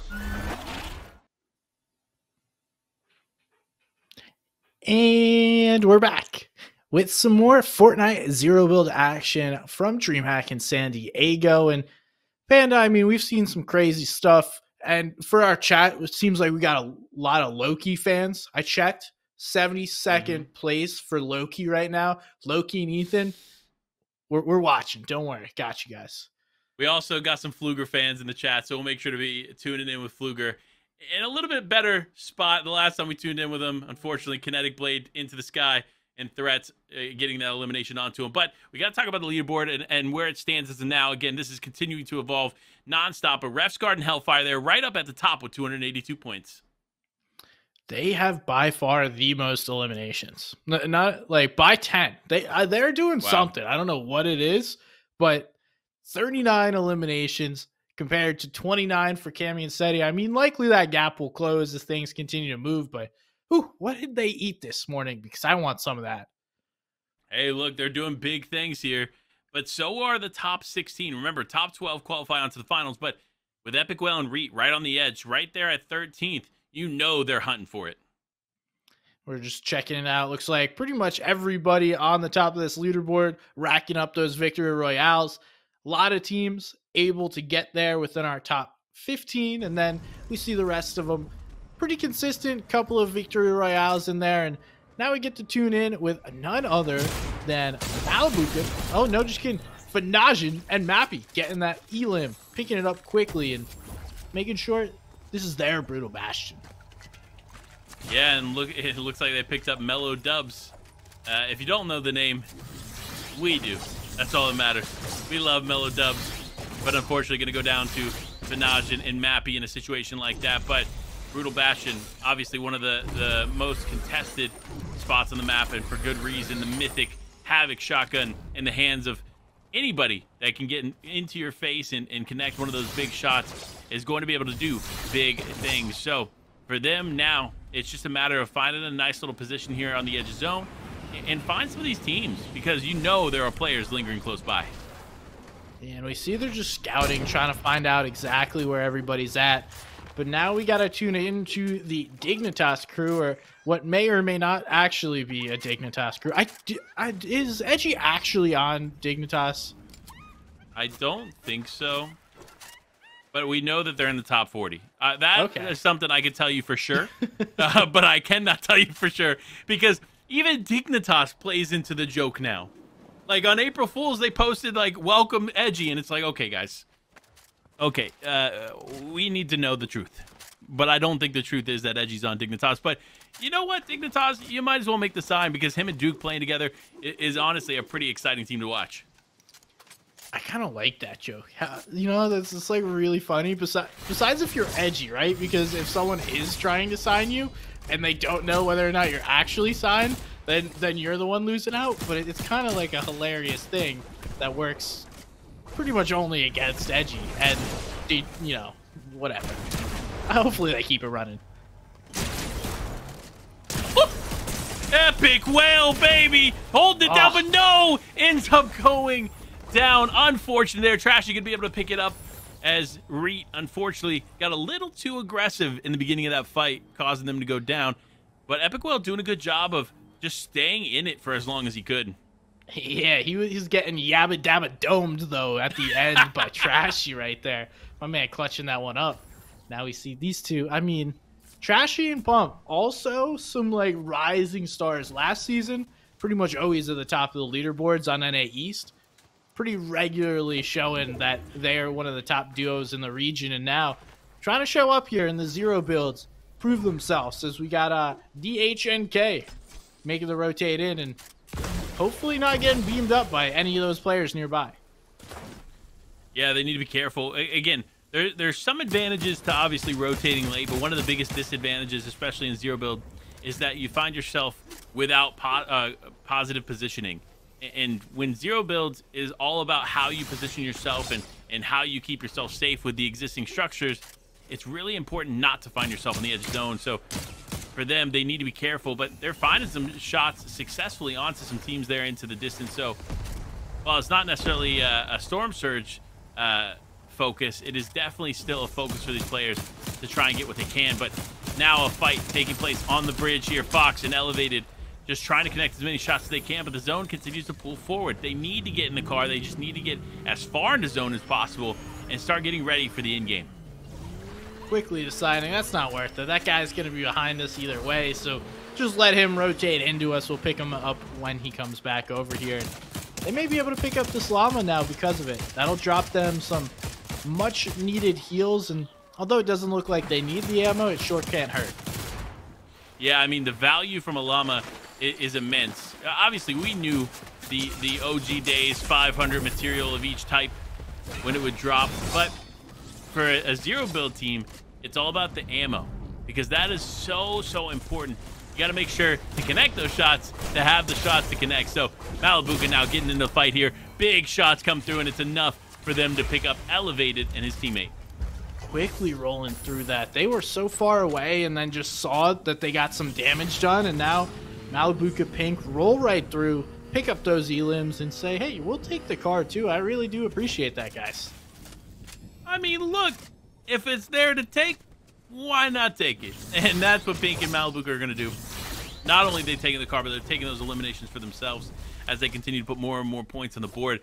Pink, though, interestingly enough, they're doing a good job of staying close together. Malibuca is the master of positioning, in my opinion. Probably the strongest when it comes to placing him and his duo where they need to be at all times. We continue to see, no matter the competition type, he finds a way to get in really nice positioning from the start. So this duo, positioning will not be a problem. It'll be more about how they take the fights and connecting the shots when they do. Yeah, I have to agree there. Malibuca seems to be one of those players back in the day when Arkram somehow had like foresight into where zone was going. He had forecast before forecast was a thing. Just somehow always knew where zone was, and now it seems like Malibuca is one of those guys that can constantly put himself in the right spot, like you just said. So Tarif and Justin here, some other players pretty consistently playing the zero build game modes and working on their plays, but there's a player right near them and they need to be careful. But right now, this is pump and trashy time. These guys showing themselves in a wonderful position. I think this is like the first time that I've seen a player solely just hold the SMG, because it seems like everyone else is holding a red dot. I mean, if you're Pump, all you need is the SMG, man. That man don't miss. So as far as opportunities go, he can create them for himself. But Conlu and Nano playing on the edge here, playing the shields. And sure enough, going up against his team, but Conlu gonna go down here, and that is Fanajan actually going to pick them up, and it is Fanajan and Mappy gonna walk away the victors of that battle. These guys been running through this lobby right now, but looks like Iroh's someone running away too. He's getting tagged up and he's gonna go down. It's gonna be Edgy and Duke just firing those shots on through and making sure no one's using that truck. We do see Duke jumping right on this fight here. That player goes down quickly, and that's a couple more elims for the squad. Now they're tuning over, checking on what's going on with Mappy and Fanaj in there, because this could be their biggest competition in the lobby. And it's funny, that if you saw the team that Duke and Edgy were able to take out, it's actually Rotten Twinkies and his teammate Jack is Godly, which are zero build veterans. These are guys that show up to these competitions and place top 5 consistently. So to see them get taken out here is definitely not what they were anticipating here in this event. So for Duke and Edgy, it's got to build a little bit more confidence, especially knowing it's like, hey, listen, this isn't our main game mode, but we're still taking out the people that are playing this time and time again all day long, and that's their sole focus. And Edgy trying to dip in the storm to make a rotate here. Don't think he realized there was a team behind him. Starts farming, then realizes after a couple of smacks, oh, I'm not getting any mats from that. Now, looking to make the rotation here. That team behind them does need to make it in from storm, but nonetheless, these two should be in a good spot. And now we're tuning in with Volks, who is arguably the greatest OCE player of all time, sneaking in onto World Cup. Let's see who engages the fight. Gets a big shot through. That's Volks with the big shotgun shot. One knot comes down. Going to clean it up, and Vortex gets the other one. The man don't miss. You saw the way that he played that to perfection. He takes a shot, ducks out of into cover, and then looks for the shot up. His teammate then gets the knock, and he goes straight in. So, honestly, great play there from Volks and Vortex. Clinical, some would say. honestly, if you need to learn how to play this game, these are two players to watch. Without a doubt. And Volks is just absolutely dominant, like in all facets of the game. Love watching that dude play because he's just incredible at the video game, and for the most part pretty calm, cool, collected when he plays. But nonetheless, we'll see if he's able to make it in the top 12, qualify for this heat. I'm gonna take a quick peek, see where Volks and Co are heading into this match. Yeah, I mean, it's going to be interesting to see where, but Super Moose and Presence literally driving right by another team hanging out in the vehicles. That's another advantage to have with the vehicles, is if you aren't moving, there's no real tell that you're in there. It is tough to figure it out sometimes. You just jump in the passenger seat, but now we're going to see a tough fight go on.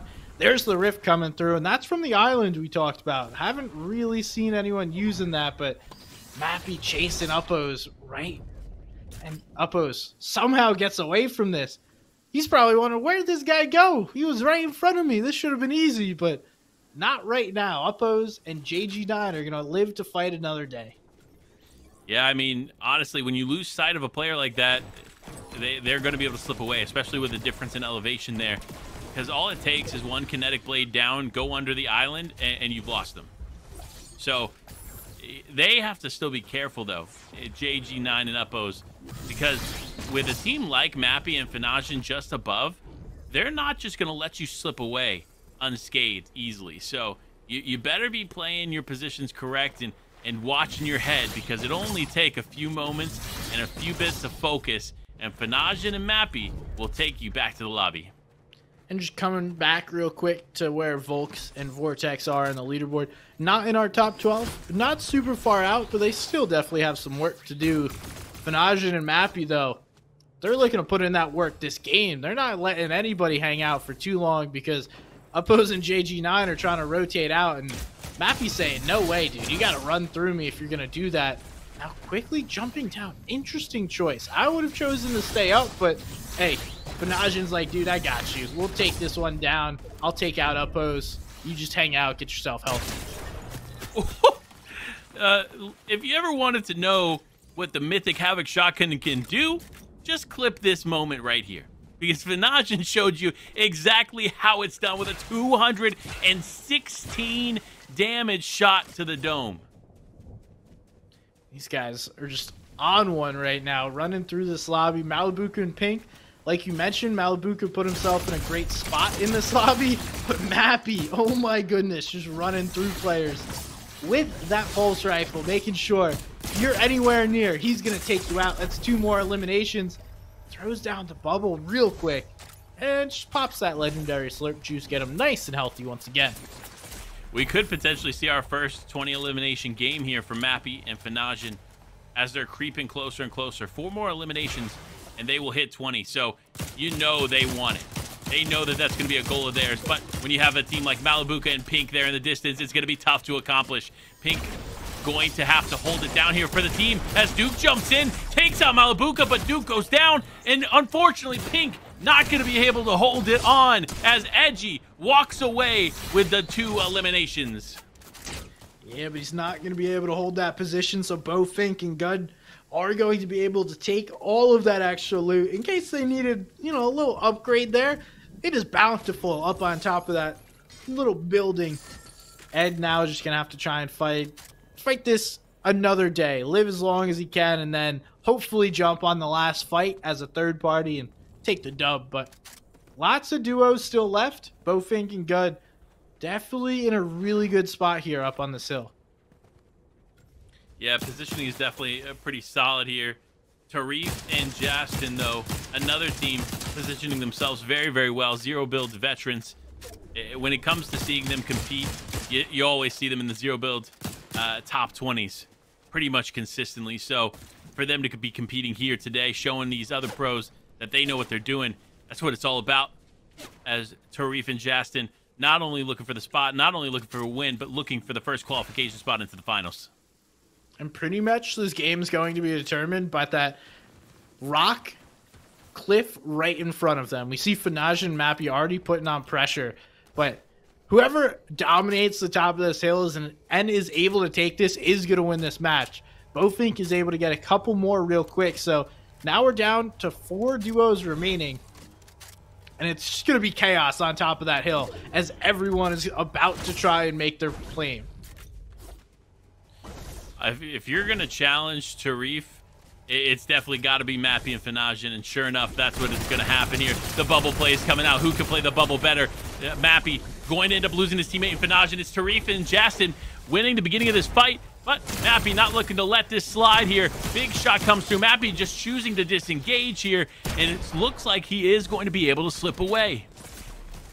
Fanajin goes down to Justin, and Mappy's going to get cleaned up there. Tarif trying to claim that top spot. Not going to happen in this game as Bofink and Gunder, they're the cleanup crew. It seems like if you're rolling through, you're fighting, you're going through these two as Gunder is trying to find a shot here on the Pump. Pump does go in with Trashy. Some shots come through. That's going to be Pump and Trashy winning the game. A solid 5 eliminations, hitting those big shots. Elite Brown promised me a top 3 elite finish here for heat number 1, and it might just be Pump doing it because that is a spectacular finish to that game. Yeah, it's a really solid match from those two, and perfect timing. I mean, we knew that hill, that was going to be the position that everyone had to fight for and try and take the game there. Happened a little faster than I might have expected it to, but nonetheless, Pump, Trashy hitting solid shots to clean up those fights. Yes, solid shots indeed, but honestly, it's not necessarily about who can hit the best shots. It's about who can play the bubble, who can position themselves well, and Trashy and Pump obviously doing all of that and the above. So another team we haven't seen up until this point is Dubs and Accept.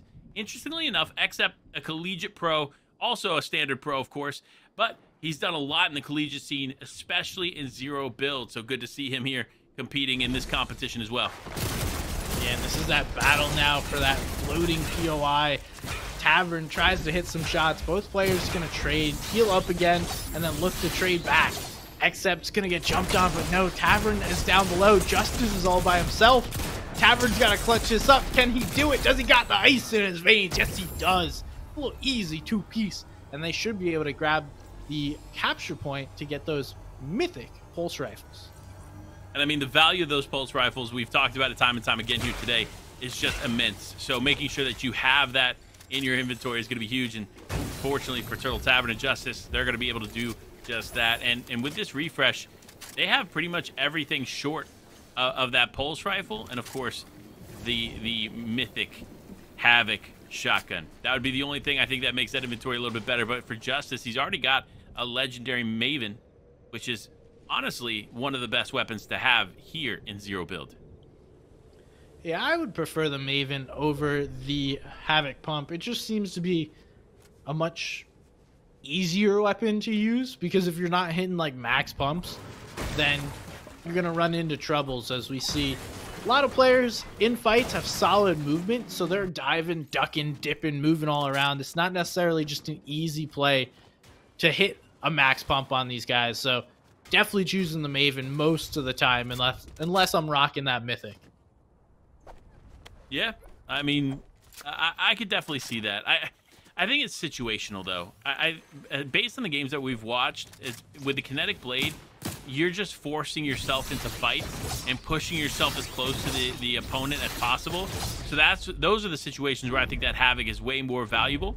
But again, I mean, the Maven has a place as well, and has a strong place here in zero build, especially for most of the fights that you see at this point in the game, where there's a little bit more distance between you and the player that you're trying to take out.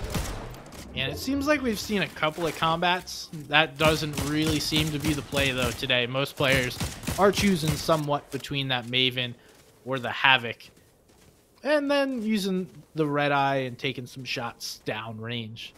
Now we do see this is another team that we haven't really tuned in with. Sushscript and Haji have been in our top 12, currently right outside. They've been bouncing back and forth, but I would expect to see these guys jump up after a big win, or maybe a big couple of wins. Yeah, I guess it comes down to what happens here in the next few moments. Because remember, top 5 games here of the day are the points that count.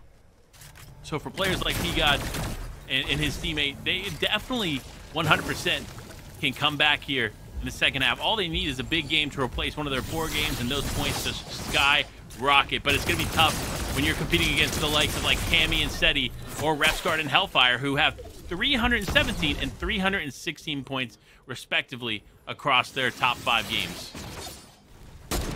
I would be pretty comfortable in saying those guys all but qualified on through with 318 points. Maybe having like another solid game to boost up their worst performance of the day, but we're looking pretty good. I'm sitting comfortable if I'm those two. Yeah, and literally as we were talking, it updated again.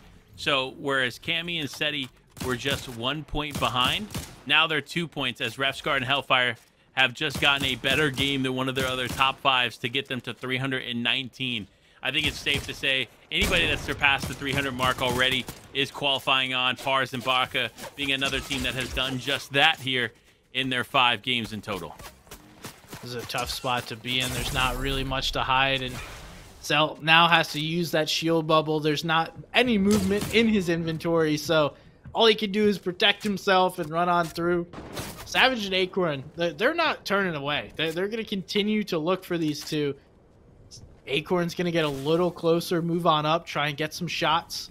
Can't find the opponent. He needs to locate them before they locate him, and you just gotta assume they're right over on the side of the hills.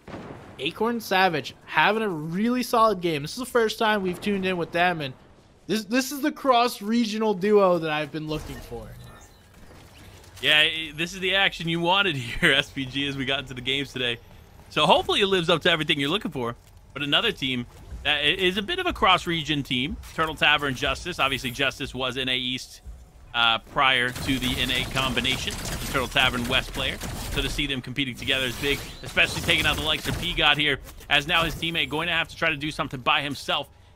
But with so many players right around the corner, they need to be careful, but it doesn't matter, because when Turtle Tavern has the pulse rifle, he's taking you out. That's a tough spot to be in now, as Zone's going to start to force these players in. They're able to take some elims out from the outside, and now on the inside, it's Savage and Acorn looking for their opportunity. They're hitting the walls, they're hitting the shields, not connecting on the shots. Acorn is going to go down. Can Savage clutch this up? He does. That's going to be an elim, but does he have enough time? No! Quickly cleaned up there. Turtle Tavern Justice saying, give me that. That is the unfortunate thing about taking fights after Zone 6. Once the zone is close enough that anybody can rotate towards you, it really is wraps. Because as soon as another team like Justice and Turtle Tavern hear those shots, they're pushing forward. And with the kinetic blade in the game, it's not going to take long for them to get to you. Nice. Justice ringing the gong, making sure everyone knows they own the position, getting one with their inner gong. Hopefully Tavern hits it once too for good luck. You have to. That's just kind of like the unwritten rules. I think that was their showing of dominance in this lobby. They said, you know what? It doesn't matter what you guys do. We're going to win this. We're going to stay on top here. But for Suscript and Haji, this is another team that has potential to take it, especially considering the teams are starting to dwindle down. Lots of solo players in this one, as Suscript and Haji now pushing forward, going straight into the bubble and taking them out. Yeah, that's a quick one right there. That's a little delay that you get when you use the kinetic blade. He can't just move immediately. You gotta wait for it to charge up. And now Haji and Suscript, they see Echo right in their sights. Are they gonna choose to take the shots? Tamu and Echo don't know that there's somebody lurking behind them, but now they do. Echo turned around quickly before he even took some damage. That arguably was not the play, but we're gonna see a fight happen down below as Haji and Co. looking to claim that little hut. Yeah, I mean, it might be a decent spot for them to be in for now, but considering the different elevations here that's in this zone, if they have to rotate, they're going to have to rotate on the side of the house where no one is looking, and they have to hope that they're not going to get tagged up as they go up from the kinetic blade, which is tough to call for, especially as these zones get tighter and tighter. But Justice and Turtle Tavern, they have what, in my opinion, is one of the most ideal spots not in zone. They're in a bush. They're on the close to the edge of zone, and they have a good place where they can kind of gather intel and information on the teams that are still up in this game. So for them, this could be a good spot for them to be in, but they need to make sure they play the bubble and get over to where Echo and Tomu are and take them out. Yeah, those two just have to hope that the whole lobby doesn't decide to jump on them, because that's the only way they don't win this game. But Tomu and Echo are now starting to position themselves where they're like, there's probably someone in that bush if they don't know it already. And just looking down below, Echo gonna decide, all right, no free lunch here. I'm gonna start shooting at this building. But Tavern and Justice move on up, start to take the position here, and Justice preemptively popping the slurp. This has got to be a fight here. You can't just sit here and wait. I would imagine Justice makes a play in a second. Yeah, you see him. He's going to throw the second shield bubble here shortly. You saw it in his hand. He was ready to go. And for him to take the slurp juice preemptively, that means you have to take the fight. So for him now, it's just a matter of when he's throwing it down. And sure enough, here it is. He throws it to the edge. He's actually... They're playing this so conservatively. It's surprising to me, especially considering that Justice used the slurp juice. In my eyes, that's a surefire sign that he's jumping in. Yeah, and I would have made a play, right? All you're doing is giving the other teams time to jump on you. You're burning all your shield bubbles and just waiting for an opportunity. Justice trying to bait the little slurp juice right in front of him, but now it looks like Echo... I was going to say they might be out, but no, they're not. Echo sitting there just staring at one another. This is a good old stare down. Who's going to make the first move? It is going to be Justice on the back foot here as Echo jumps on first. Down he goes. Tamu's going to get cleaned up, but now it's up to Justice all by himself. But he gets cleaned up, and that's going to be Suscript and Haji cleaning this up with easiness, being the last elimination of the match. A nice little 12 elimination victory royale. I mean, for Haji and Suscript, they played that to perfection. They sat there, they were patient, they didn't take shots when they didn't have to, and they didn't take fights when they didn't have to in the final moments, waiting for somebody else to do it so that they could take full advantage. And sure enough, that's what happened there. So great finish for them. But honestly, I'm curious where they're at on the leaderboard. And as this continues to evolve, will that be enough of a game for them to be able to climb into a top 12 spot? But we keep these games moving as we get into a replay of what we got the chance to watch here in these last few games.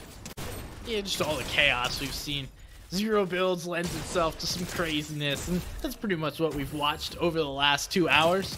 We got 1 hour remaining in this heat, so this is the qualling hour. I'm going to deem the last hour as the qualling hour. If you haven't made your play yet, now is the time, because you need to put yourself in that position within the last game of the hour. Yeah, it comes down to this. The last chance for these players to get a qualifying game on the board for them. Because remember, 5 games are all that count. So your best 5 games here on the day are the ones that are going to be counting towards your opportunity to be in the top 12 of the leaderboard.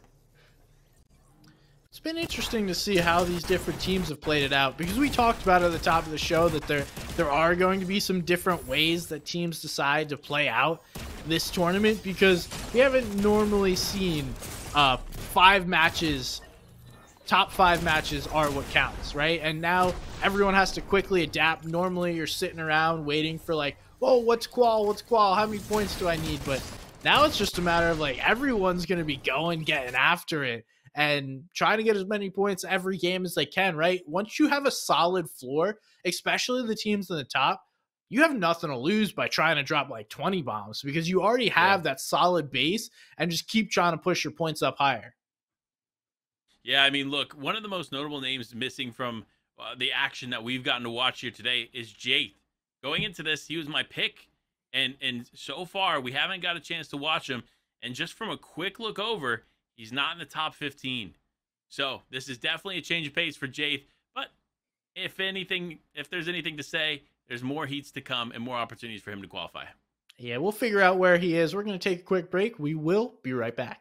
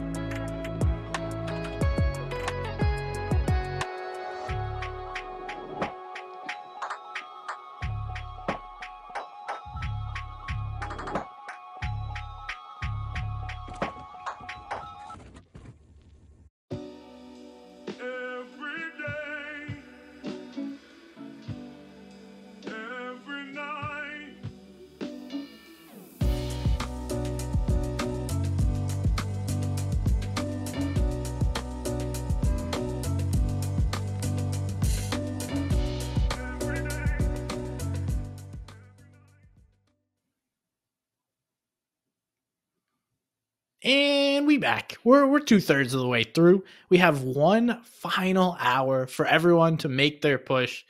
What are you expecting to see here in this last hour? I'm going to be honest. Obviously, Refs Guard Hellfire, I'm expecting them to win it all at this point. Based on what we've seen so far from them, they continue to show us that they are the ones to be the champions here of the zero build day in Heat number 1. But with Cammy and Seti just on the heels, not too far off, it could be anyone's game. Honestly, as these games continue, remember these points continue to evolve pretty rapidly. But as of now, Refs Guard, Hellfire, they're claiming that top spot pretty well. Yeah, they've all but locked that in. And I would imagine they just keep pushing the bar a little bit higher as we go. Interesting to see that we haven't had anyone win multiple matches just yet. So maybe my prediction of having to win 2 matches is going to be thrown out there. Who knows? We'll see. We got 2 to 3 games left for each team if they're going to play them all out. It is pretty close. You know, that 12th spot, the top 12 that everyone's looking for, is only a few points behind. I mean, even 24th. It's a matter of like 20 or so points in order to reach that qualifier spot. Yeah, I mean, look, it's only a few point difference here as we get into the last hour of today's competition in Heat number 1. Remember, there's a Heat number 2 immediately after this, and you get to hang out with 2 incredible people, of course, Jacob PR and Reflection, so make sure to stay tuned for all that action as well. But 1 hour left. Let's get into the final games of the day here for Heat number 1. Bully, Muzz, gonna start off with him. We haven't got to see anything from this team quite yet, so I'm excited to be able to jump in some of the action that they got going on. Yeah, checking the leaderboards, they're right outside of our top 12. They're sitting in 15th, and these two players, honestly, I wouldn't have expected to team up today, so nice to see them succeeding and doing well, picking different points of the map and trying to find out exactly where they want to position themselves. I mean, at this stage in the game, you're just trying to have those solid placement games where you're trying to roll through the lobby. Based on where we're at, it's 4th zone. They only have 1 elim. I'm guessing the guys are reeling it back, slowing it down, trying just to play placement and possibly get one of those victory royales. Yeah, the VR is going to be kind of the deciding factor here for them, so we'll see if they're able to pull one of those off. But Pars and Baka, one of those teams that seemingly has qualified on here based on their performance thus far. I mean, they continually, every time we tune in with them, they almost have double-digit eliminations every single time, which is wild. It is not easy to accomplish that, especially with the amount of talented players in these lobbies. So for Baka and Pars, they got to feel happy and proud of the performance they've been able to put on thus far. And you have to put it all in how they're engaging these fights. They're not really putting themselves in poor positions. We're taking fights right in the middle where a bunch of people can jump right on them. So finding the right moments to take a fight are so much better than just being able to fight. And I think that's what's led to their success so far today. And hopefully will continue throughout the weekend. I think it will. I think we're going to continue to see some of these players show up and do things that no one was anticipating going into the weekend. Juke and Edgy, though, a team that I was anticipating being a little bit more dominant than we've seen thus far. Not to say that they're not doing well, but I thought they were definitely going to be one of those teams that could easily qualify on here in Heat number 1. Yeah, and we tune back in with Bully and Muzz, just jumping around, seeing where everybody's at. And this is the stage where everyone's probably a little nervous as, okay, we only have so many games left to play. We need to make these ones count. And you really, really, really don't want that last game to be the one where you need to qual. If that is, it's so much more pressure. You want to be able to qualify in the first match or the first heat. That way, get to take a deep breath and, hey, just enjoy watching your friends play some video games over the next couple of days and take in some of the information you can learn from watching other players. Yeah, I mean, again, info is the most important piece here in Zero Build. Being able to understand and gather where other teams are and kind of rotate and position yourself accordingly is super, super valuable, but also valuable shield bubbles. Another way to use them, obviously, pairing them with the vehicles. You can see that Kanlu and Nano just rocking around having it for a little bit, keeping them safe, but also more importantly, keeping their vehicle safe. Because remember, the longer you can keep the vehicle in this game, the more the more safeguards you kind of create for yourself in a world where, unfortunately, there's not too much cover to use. And this might not be the best place to leave a vehicle, because typically players will take shots at the tires at least. If they see a vehicle just chilling right near a bush, it's all but a dead giveaway of like, dude, there's somebody just chilling in that bush. So maybe they're just relaxing and hoping to get a moment before they have to rotate again. But, you know, it's those little things, right? You can't always leave yourself exposed. You can't leave hints to where you're at. And that's what that player is doing, waiting in that building as we tune in. Lots of other players just waiting. We're all waiting right now. That's typically the name of the game. Zones 4 to 6 are a little bit more of a waiting game, finding out where these zones are going to pull, and then as the zones begin to get tighter and tighter, that's when the shots and the fights start raining in, and that's what we're seeing here. Lavish, Lily, and Benz, two very focused zero build players looking to just continue to climb. If I'm not mistaken, they're in the top 50, and if that's the case, they can easily turn this around here with a few solid games. Easily can, but that's a team that I don't want to be seeing up above me. And Lavish, Lily, and Benz decide, all right, yeah, some team already has that hill. Let's rotate on out of here. Malibu and Pink able to put some shots down. We were just talking about it. There's Thoric down below. That's a team that I've expected to do pretty well. And we're seeing Malibu and Pink put that pressure on, as they're going to have to leave those extra splashes down here and pick up an Elim on the way. Yeah, Malibu Pink, a top 5 team here on the leaderboard currently. So they're looking to maintain that spot here with a big game from right now. This is their 6th game played, which means they've been playing out more of their games than a lot of other teams here so far. So that's a really good sign for them to qualify on. But it all comes down to what they can do in the last 45 minutes, because you might be able to get 1, maybe 2 more games after this, but after that, it's all over.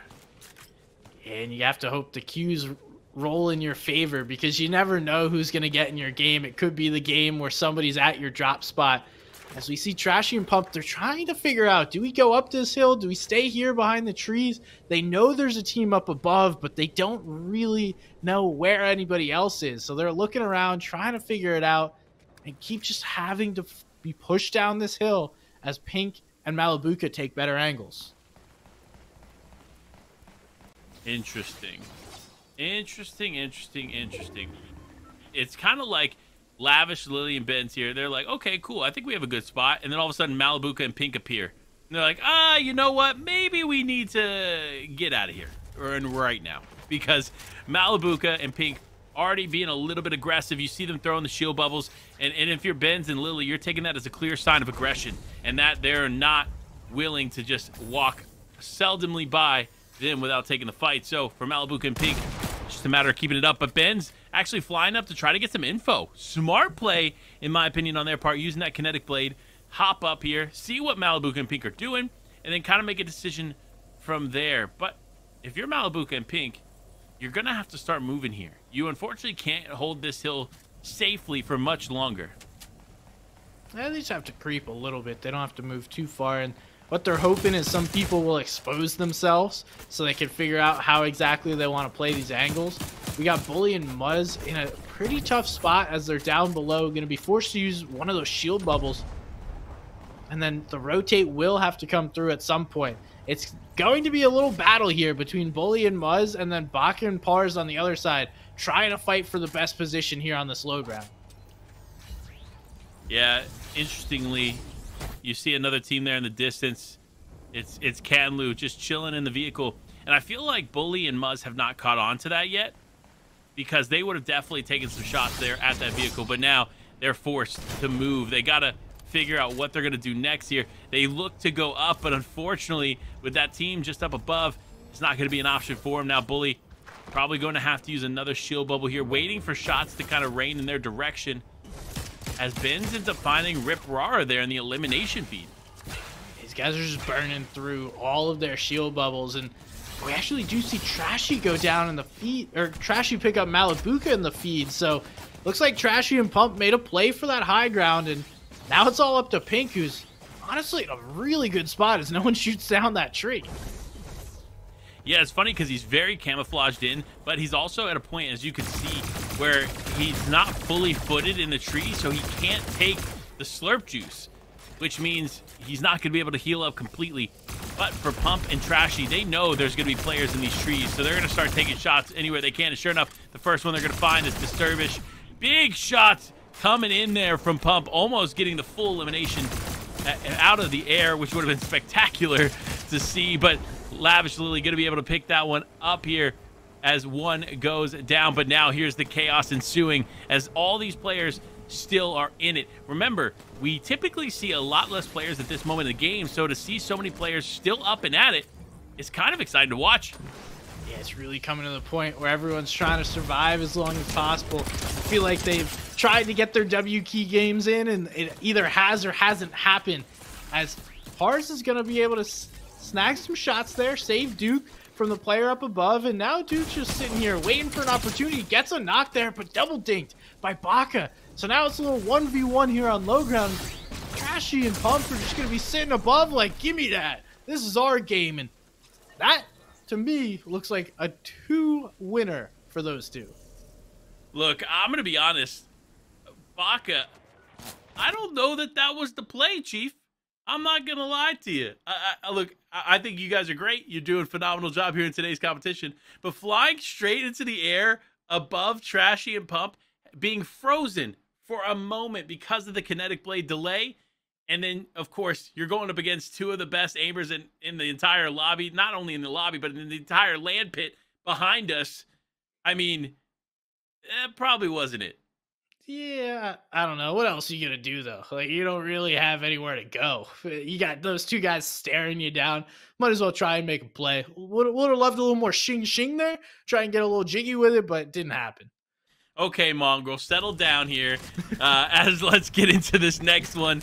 And it's going to be Crisp and Jackson. Crisp, another player who is prominent in the collegiate scene. And we haven't seen him doing too much here in heat number 1. But again, there's 4 heats in total. So much opportunity for these players to do some big things. So I expect Crisp to be one of those teams we see qualifying on. We see this is the edge of the zone. First time we've really seen it trend towards Lonely Labs. So shout out Lonely Labs and all the teams that land here. But looks like Easiness trying to solo clutch once again. Is there's been a lot of elims on to Crisp. So they're just chilling, looking for those elims, and now we're bush chilling. It's time. Put your feet up, pop up in a hammock, and let's chill in a bush. I mean, honestly, that's the play at this point. It's zone 4. Zones 4 to 6. Remember, they're a little bit slower. It's more about just staying alive and staying in the game. And they're doing just that. So respect to them. They're definitely the play here. But for Jackson, you can't be spending too much time here in the storm. Unfortunately, cannot afford it. Even if you feel like you can get that one elimination, taking the risk here, in my opinion, is not worth it. Holding on to the 6 chug splashes is way more valuable than potentially getting an elimination here deep into storm. Rotating all the way in, trying to, I guess they're trying to chase down any elims over there, but they also have two of the more aggressive players in this entire tournament, Mappy and Fanajan down below, but some nice shots going through. These two should be able to walk right in the zone, and Jackson now is going to have to fight this all himself. Mappy, Fanajan clearly dominating Brutal Bastion at the moment, and now Jackson just putting himself up above, and the fight's going to come through onto Mappy. Yeah, the fight, here it is. Jackson now having to use those chug flashes we talked about. Unfortunately, just to take this fight, Fanajan doing a good job here, taking out Chris, but Fanajan's still weak, so it could go any direction, and it does. Jackson cleans it up, and that is one of our top teams here from EU going down in Zone 5.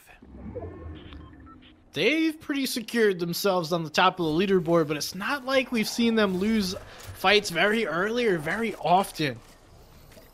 Solid game by Jackson and Crisp already, with 9 elims putting themselves right up on the leaderboard, and they're going to have to make this rotate down south. not a super stacked lobby here, so the placement points have already began rolling in. And Venji and Chicken looking to jump maybe onto Sizz Lucky and Co. And DGen's like, yeah, oh, we're not going to take the chance. Let's get on out of here. It's smart on them to go ahead and go towards some cover, because they can play the fight a little bit more effectively from here. That forces the team to try to push into the house, and as soon as they open the door, the right-hand peek goes to Degen and Sizz Lucky. So definitely smart for them to try to force the fight in that direction, but to see the other team disengage is also the smart play on their part. As soon as Sizz Lucky and Degen had the advantage, at that point you're just like, okay, maybe it's not worth it.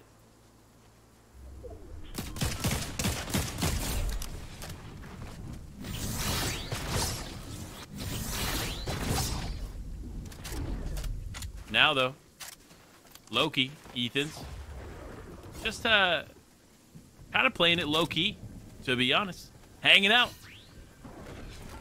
Yeah, Loki being a fan favorite here today, and we see Loki and Ethan make that rotate. Now, Ethan just chilling in Storm, waiting, trying to grab all those placement points. These two. Quick little leaderboard check. Let's see where Loki's at. Interesting. I'm curious where the fan favorite's going to end up lying here on this leaderboard. Because 55th. remember, okay, that was a little bit better than the last time we tuned in. Yeah, slowly rising up. Got to do something in this last half hour to get themselves up at the top of the leaderboard. We actually have had a change at the top of the leaderboard. Pars and Baka have taken that first place spot with M-Pen and D-Roller right behind them, pushing Hellfire and Refsguard into third place. Interesting. Okay.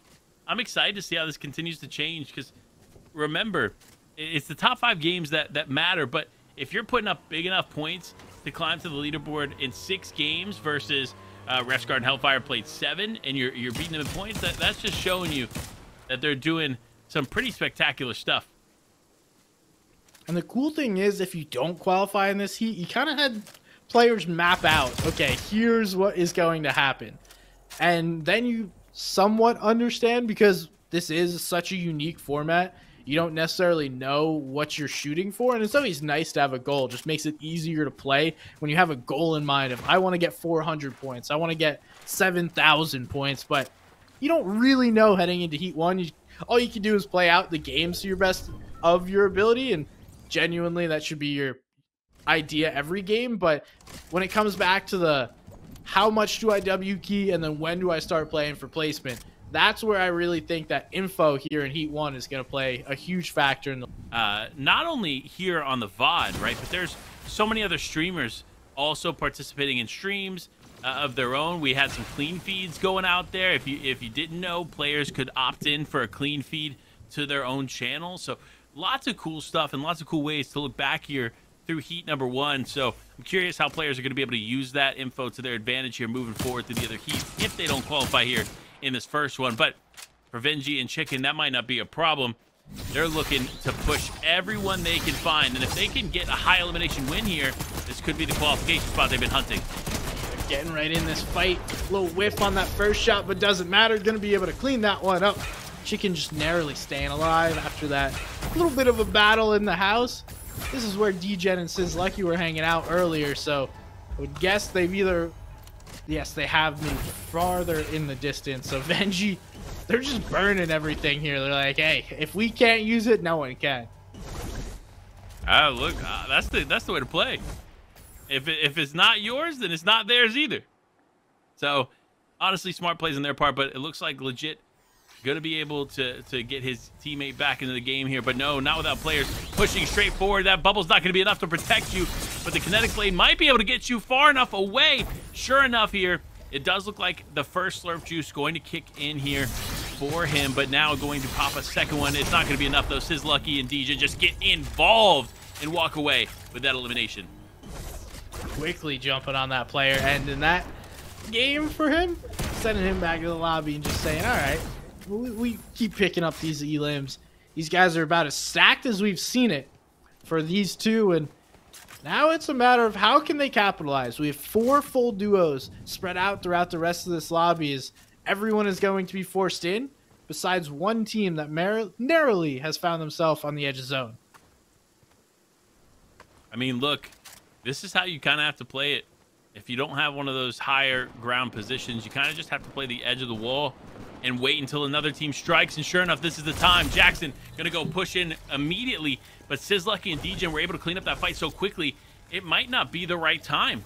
They might just have to wait just a few more seconds, wait for a potential another fight to take place. But actually, it's going to be close because remember, there's only a few teams remaining. Yeah, you needed to take advantage of that opportunity while they were weak, and now Sizlucky and DJen are just going to move on out, position themselves in a bush. If the fight does happen, they're going to have that little priority to know where these players are at. Benji and Chicken have actually decided we're just going to sit in a tree, not make a sound, and hope we can take as much placement from this game as possible. Jackson and Crisp, I mean, I saw Crisp hit some nasty shots in one of the Collegiate Cups the other week, so I'm expecting some of the same from him. Yeah, I definitely think they're still in this one, but so are Benji and Chicken. Hanging out, probably one of the best spots here left in the game, but if you're Jackson and Crisp, you know that this is where players are going to be hiding. They're going to be using the trees, whether it's on top of them or behind them. So if you're Crisp, you're looking to connect shots onto these trees. Take out as much cover as possible and make the game play in your favor. But you need to be careful because that Mythic AR is no joke. Definitely is not. Is anyone going to notice that Benji and Ko are just chilling up above? It's likely going to come down to this final fight between Crisp and Sizlucky. And all it takes here is a finish for them to fight. If Sizlucky and DJen go into a fight here with Crisp and Jackson, then all of a sudden, Chicken and Benji are in a better spot. But no, it looks like that fight's not going to start before they have to move into zone, which means for Sizlucky and DJen, they might be able to catch them off guard here in the rotate. And finally, we're going to see an engagement? Maybe. Someone's got to do something. Let's go, guys. Yeah, they're going to have to start moving here as the zone's closing in. Jackson now getting involved here against Sizlucky. Big shot rains in, but not enough to completely turn the fight in their favor. So you see them playing a little bit more passive. Sizlucky, though, hanging out with DJen in their bubble. It's a bubble v bubble v bubble here, folks, as we finish off game number one, or not game number one, but game number maybe 6, 7 potentially for them here in lobby number 2. But Jackson looking to connect shots. He's so focused, lasered in here on this other team, waiting for them to make a decision. Who's going to run out of bubbles first? And big shot comes through. Jackson looks to finish it up, but takes a lot of damage himself. Jackson is down. Crisp now having to hold on as a solo player, but Sizlucky cleaning it up in the final moments, taking home a beautiful victory royale. Just such a strange moment. Everyone's sitting there waiting for somebody to make that first move. They're like, I don't want to be the first one. I would love to third party this. And we just have that stare down. Everyone waiting for something to happen. Jackson does, I respect it, tries to make something happen. Unfortunately, doesn't pay off for him. They're able to get second place, at least 10 elims. So solid game from them, and we'll have to see where they wind up. We definitely will have to see where it plays out. But look, there's still a half hour left for these players to queue into a lobby. So depending on how this plays out, we could see some shifts in the leaderboard, but I think there's a few names that are pretty good between Baka Pars, Refsguard, and Hellfire. So anything goes here going into the final moments, but before we can get into this next game, we got to go to a quick break, so make sure to stay tuned, and we'll be right back.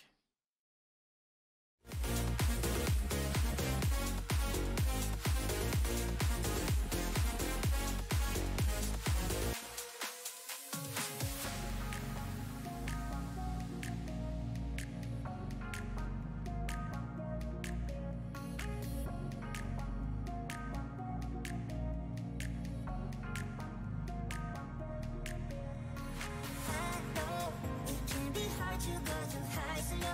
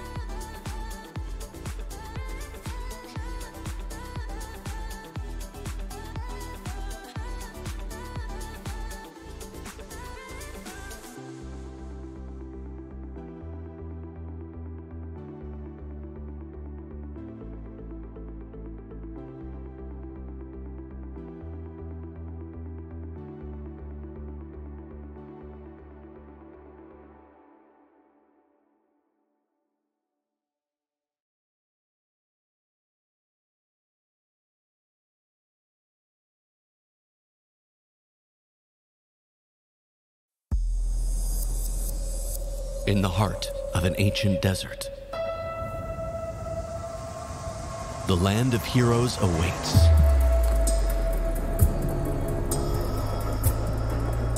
Prepare yourself.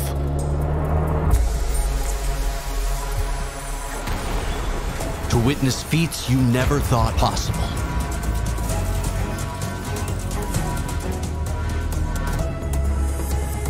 Records will be broken. Legends will be born. And fortunes will be made. The stage is set.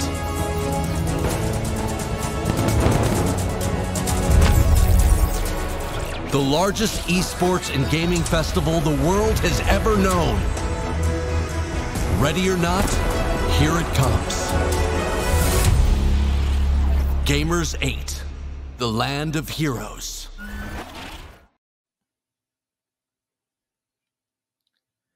We are back, and so is Gamers 8 this year. That is exactly what you just saw, a massive tournament being hosted this summer, and 10 people, well, 10 duos from this tournament will be qualifying to that, getting to participate in a $2 million tournament down the road. Yeah, and you can get all that information right there, gamers8.gg, right on the screen. Make sure to go check it out. Multiple titles being competed for, but of course, you already know our favorite, Fortnite, being that one. So this is the first qualifying opportunity for that Gamers 8 festival, and it is a spectacle, to say the least. We had the opportunity to go last year. So if you have the opportunity to watch or even participate and go there, it's definitely worth taking that opportunity. So get all that information at gamers8.gg to check it all out. But we only have a little bit left. Just that 1/2 hour left to get in the top 12 and qualify onto the finals here, SPG. So as we go into these final moments, let's take a look, see who on our leaderboard is going to be moving on, or at least at this moment are moving on. Again, top 12 are the teams that qualify from these heats to the finals. Parsbaka sitting pretty in first place. D-Roller and N-Pen right behind them. Hellfire, Refsguard really haven't lost a beat. Pretty much been that top 3 from the beginning of this tournament. And then a couple of newer names that we're seeing here. Acorn, Mr. Savage, Scram, Tripper, making their way up these leaderboards.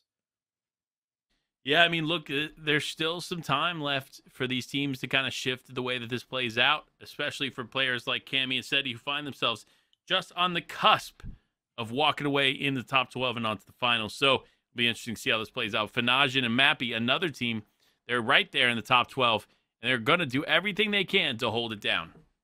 So 318 is that qualification threshold at the moment. And it's not just like you can play one more game and if you get 2 points, you get to move up the leaderboard. That's not at all how this works. You need to outplace one of your previous 5 games, getting more points, and that is how you're going to be able to qualify.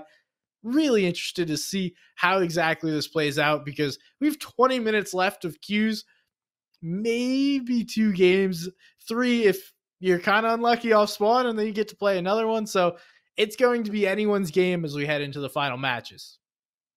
Well, I think it's about time we get into those matches because, look, there's still so much left unanswered. These spots are not consistent yet, especially the only team I think that is definitely going through are going to be Baka and Pars and potentially N-Pen and D-Roller.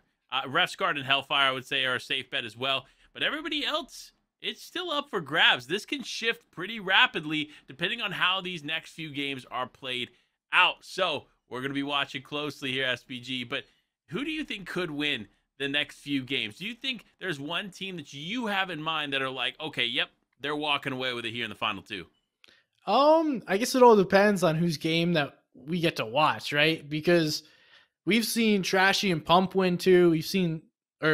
We haven't seen, but Scram and Tripper have won 2. That's true. Then there's a lot of other teams. Blezro, Defiable just pushed themselves into 12th as I'm sitting here watching the leaderboard update. They have 2 wins. So lots of teams are making that final push here, knowing you have to do something special if you're not in that top 12 already. Yeah, I mean, that's what it's going to come down to here is how they play out these next final moments. Because people are going to be taking some of those top spots, and that's what it comes down to. Top 12, direct to finals. Let's see who can do it as we get into our next game. The battle bus loaded, ready to go, and unloads here across the map. And what I will say is we've seen a pretty even split here in this competition. Typically, we see a lot of contestation in certain POIs, but that's not necessarily the case today. Yeah, I think we've seen enough teams trying to avoid those early game fights, and I especially think late in this tournament, that's exactly what teams are going to try and do. You don't want to go down off spawn because you don't know how many games you're going to be able to play out. So we see Duke and Edgy already getting on a fight. This is one of our top 2 duos going head-to-head here. Is Edgy, Duke looking right at Acorn, Mr. Savage. This is going to be a big fight off spawn. Yeah, this is definitely going to be a huge matchup. We knew that going into this, there could be some big names fighting it out here on some of these POIs. And sure enough, this is probably one of the biggest. Acorn, Mr. Savage versus Duke and Edgy. Who walks away the victor of this fight? I'm going to have to go. Both teams probably walk away. I just don't see either team really trying to force the issue here unless some big shots come through. It looks like Edgy and Duke are going to be comfortable just chilling up, playing this tower. And if they keep fighting those fireflies, they're going to burn down this entire POI. But uh-oh, Mr. Savage hitting some shots. Yeah, look, you can hit your shots, man, but is that enough to convert the fight? Not necessarily right now, especially with these teams not having kinetic blades in hand. Remember, if Savage had a kinetic blade and could jump quickly into the fight there, I think it would have been wraps. But because that mobility has not been established here at this point in the game, it's definitely not going to be as easy to take on these players. But for Acorn and Savage, you got to feel pretty good about the way these fights have started so far. Oh, definitely. And you're the team getting way more loot because you've been constantly moving through. We've really just seen Duke and Edgy sit there in that same building. So Acorn got to feel pretty comfortable knowing they've out-looted them, although the out-looting is not great. Yeah, definitely not. I think it'll be interesting to see how this kind of works out for Savage, for Acorn. It looks like Savage getting a big snipe there onto Faither, so Dubbo going to be left as a solo. His teammate got caught out. Faith was way in the distance, and now Dubbo's pretty much going to have to play for the Rubu card. Mistakenly jumped into the wrong POI, not recognizing this is a battle of titans going on. Yeah, which Titan's going to be able to walk away with it, though, as Duke now trying to change his position, trying to find a better spot to take this fight head on. But Savage and Acorn said, no, I'm not gonna let that slide. We know there's other players here looming in the distance. All that matters to me now is getting some kind of advantage to proceed with the fight. And that's why you see the heavy sniper in hand. Savage already getting one elimination here in this game from that heavy sniper. He's looking to do more. He is popping some of these slap juices, getting as much shield as he can, and trying to hit those shots, but grenades coming back at him. And this is just one of those stalemates. Neither team is really walking away successful from this. Both teams have expended a good amount of heals, good amount of ammo, and at the end, I mean, they're both going to need a refresh and hopefully find someone that wasn't at this POI that can give them a nice, plentiful batch of loot. Yeah, I mean, Duke and Edgy are going to have to do something. Like you mentioned before, they were kind of cut off as far as the pathing goes here in this POI by Acorn and Savage. So for them, they're going to have to find a different way to get some loot there. But for Dubbo, he continues to press forward as a solo, so he needs to be careful in that situation, but not so careful is Moody. Unfortunately, going to go down. Source, Notch going to be able to clean up this duo quite quickly. And that is Moody and Moody Cryptic going to go down pretty quick. So Source and Notch going to walk away with a few more elimination points on the board. But it does look like another team now trying to get a spot on them. And fortunately for Source and Notch, they can just disengage with the kinetic blade. Be able to get some shots back, force that team to rethink their strategy. And this might be a quick turn. They're going to get the Elim. That's a knock right there. And now it's you guys shot at us, which you now going to have to wish that you didn't. Yeah, I mean, look, I'm going to be honest. It's like, it's one of those things. It's like, yes, I took the shot. Okay, it didn't connect. Maybe I should just move away. But no, instead, they decided to try to press it a little bit more. I think maybe they could get a few more shots off, but fortunately it's not working out in their favor, as now Notch and Source are going to push them head on. The kinetic blade is not going to be enough to keep you away, though, as Vovsky just trying to survive, but Source, Notch both also have the kinetic blade as well. So no matter how far you run or hide, you can't stay away from Notch and Source.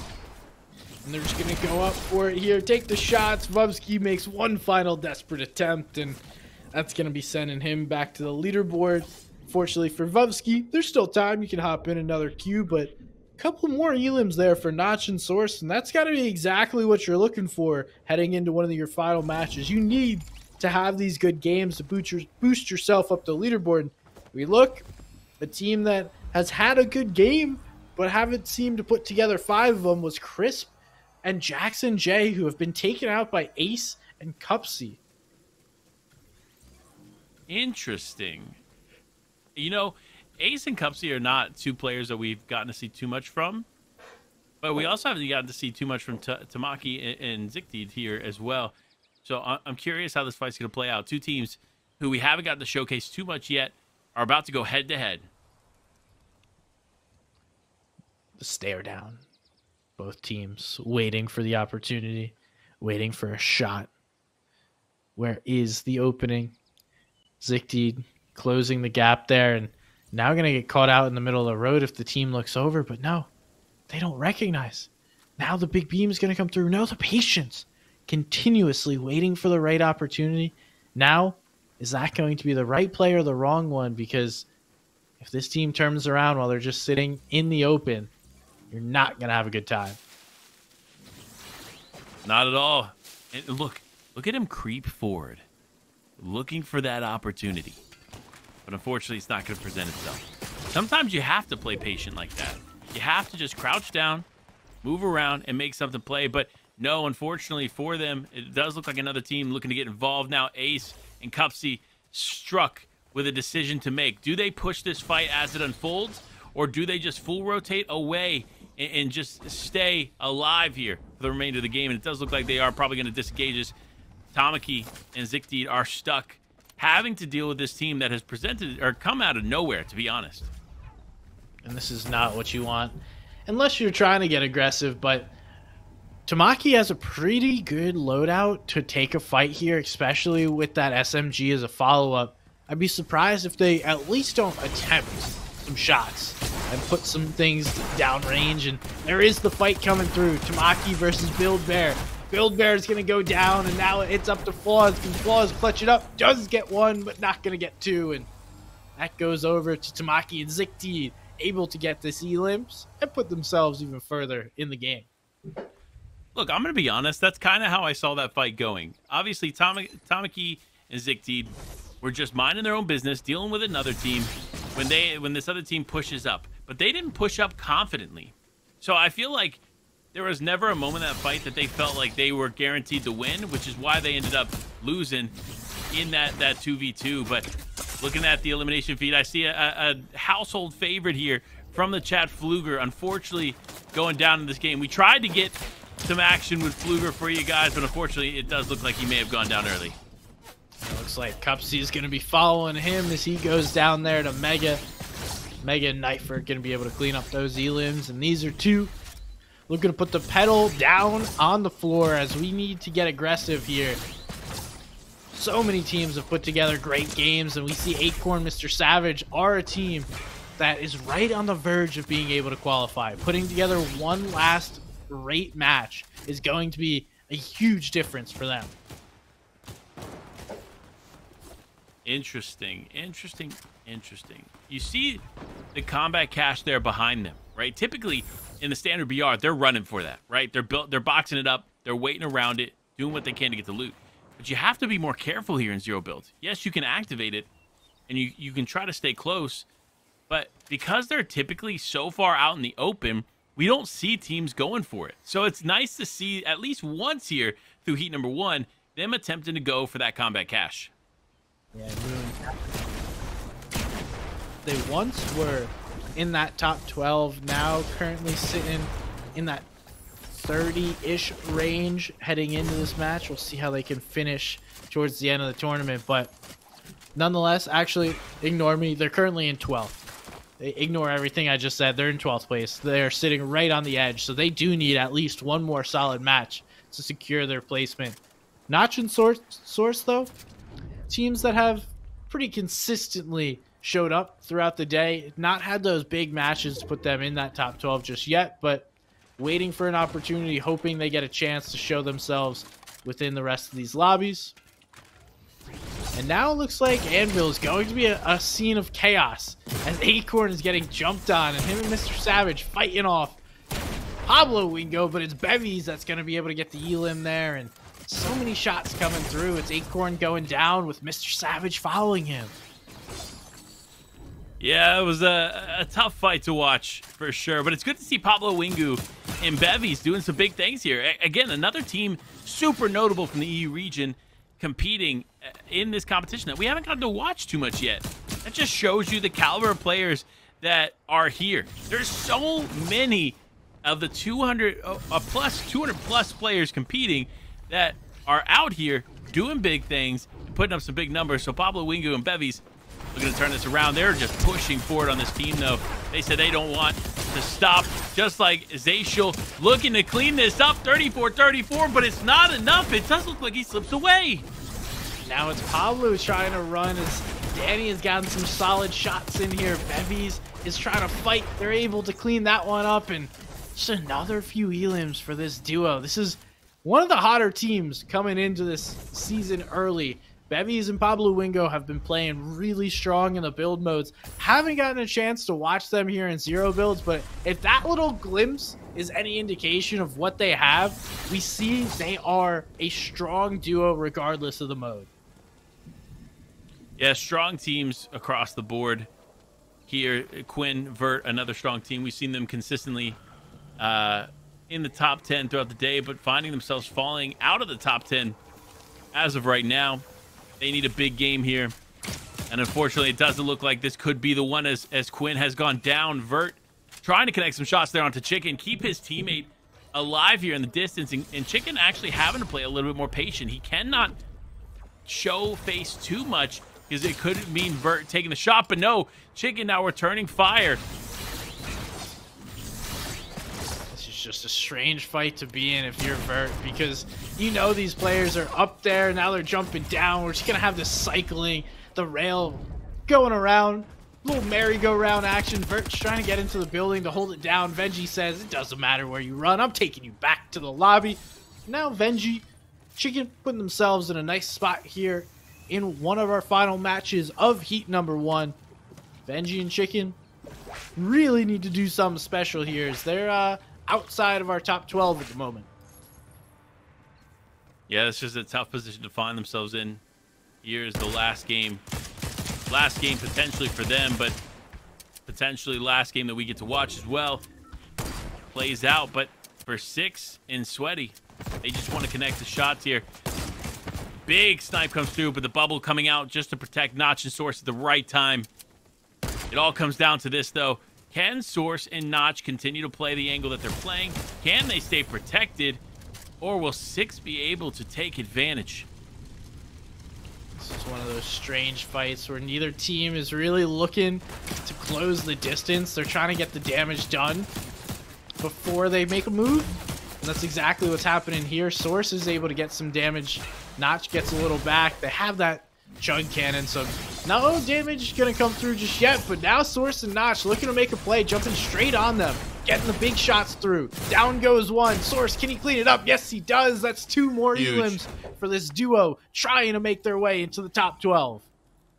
This is huge for them. Remember, they're one of those teams that they're pretty much borderline with everything going on. They find themselves in 22nd place as of right now. So a big game here can easily pop them into the top 12, but it needs to be a substantial win or several eliminations, and it looks like eliminations are going to be a problem as they take out Bevies. Now it's just Pablo versus Source, but Pablo cleans it up, and Notch and Source are going to be out of this game, but maybe, just maybe, they can get into one final match after this. Oh man, that's a tough one. You're rolling through the lobby, you're picking up elims left and right, you think you're fine, and out of nowhere, a team just jumps on you and ends your game. This could have been the one. Now it's going to come down to who's going to be able to win this. Right now, Bevies and Pablo Wingo are just vibing and rolling through this lobby. It's all a matter of time, though. Eventually, you meet your makers. They're going to be able to run through enough teams, but at a point, somebody's going to meet their match. Yeah, I mean, look, this is a match made in heaven. These teams here that we've seen left. Indol, Mega, Knifer going straight up against Moo and Tax, against traditional pros versus the zero build pros, and it looks like traditional pros are going to be able to tick another box there as Mega and Knifer take out Moo and Tax here in what could be their final game. And I think this is starting to be like the min-maxing happening of the tournament. Everyone's starting to understand, okay, queues are closing. We need to make sure that regardless of what happens here, this is going to be a game that is worth our while. So either we're going to win this and W key the entire lobby in the process, or we're going to go down quickly and look to play our final game of the day in a different lobby. Nonetheless, Pablo and Bevies, there's a not so small chance they drop a 20 bomb right here. Yeah, if there's going to be a game for them to do it, it's probably this one. Especially considering how everybody else is playing. They're playing way more aggressive, and for Pablo and Bevy, they know how to handle that. They know how to deal with these players that are playing a little bit more aggressive. The one fight that they were struggling with was the one right here where you see Chicken and Benji picking up the loot left over.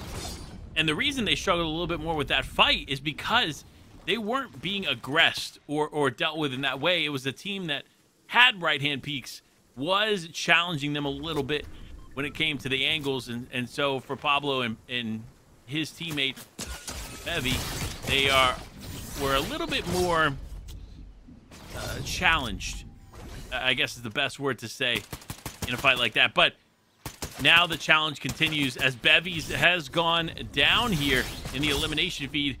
Chicken and Benji, though, still up and at it. Yeah, trying to find the final shots there onto B-Mans. B-Mans gets cleaned up. And it looks like Knifer is going to take down Pablo as well. So Mega and Knifer are a team being aggressive, just like Chicken and Benji. Finding everyone left in this lobby is Chicken's making sure he checks every bush. Not a bad idea, especially at this time. You can take no chances. Yeah, no chances at all. Benji now has a really nice high position here in the zone, just trying to break out any existing structures that they can, hoping to find an unsuspecting player just waiting behind the wall and connecting the shots that they want. You actually see him really smart play from here, Benji here. You see him kind of getting Chicken ready to go towards this building. If there's not anything kind of protecting a player in there and Chicken goes in, Chicken can force the player into an exposed area and Benji can capitalize on it. Unfortunately, though, what they don't know is there's no one there. Just shooting walls for fun at this point. They don't have the wrong idea, because as we tune over, though, there is a team just sitting here waiting for something to happen. So it just happens to be the wrong building. Nonetheless, solid play by those two to think through, okay, people are probably just camping in these houses. If we shoot the right wall, we can find them. They're able to get an elim in the meantime, and now we're down to our final 4 duos. Yeah, it's just down to this. A quicker game than we've seen thus far, but like you talked about, the mindset is, can I get into the next lobby? So a lot of players making a little bit more aggressive plays here in this game, but with 4 teams remaining and all teams still having all duos up, this could be a tight race to the finish, as Dala there in the distance could be the next victim of Benji's aggression. And in a really good spot to hold this down. We see they're in the 2 towers trying to lock this game in.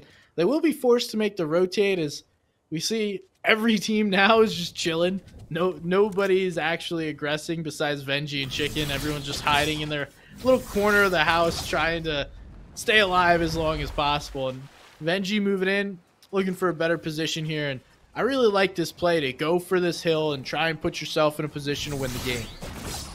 Yeah, but he needs to be careful because it's already Mega and Knifer established up there. So for Benji, he needs to be careful, and unfortunately he has been caught out. Now having to fully disengage here from the wall. Chicken trying to come up and help his teammate, but unfortunately a little too late, as Mega now gets a bit of damage there onto Chicken 2, taking off his overshield, and Knifer, they're here. Pulse rifles in hand, looking to connect every shot that they can. Honestly, if you're in this lobby and you're kind of in the positions that we're seeing right now, it's pretty much who's competing for second place. And we do see just zooming around, trying to find positions. Venji able to stay alive just for a little while. And then now he's starting to hear the players down below. But Froze and Zilix know there's players around. Venji is now the one having to play slowly and look for an opportunity. Does see the players right in front of him. This fight's happening whether he wants to or not. Down he goes. Venji sent back to the lobby, and we got 3 teams remaining. He's down, sent back to the lobby, and the lobbies are closed. The queue is no longer. So for these players competing now, this is their last opportunity to be on the leaderboard, climb the leaderboard, and make something happen in a shift here. But for Zilix and Frosty, they're still in it. They can still put points down, and they only have 2 other teams to combat. We see there's teams right on top of one another.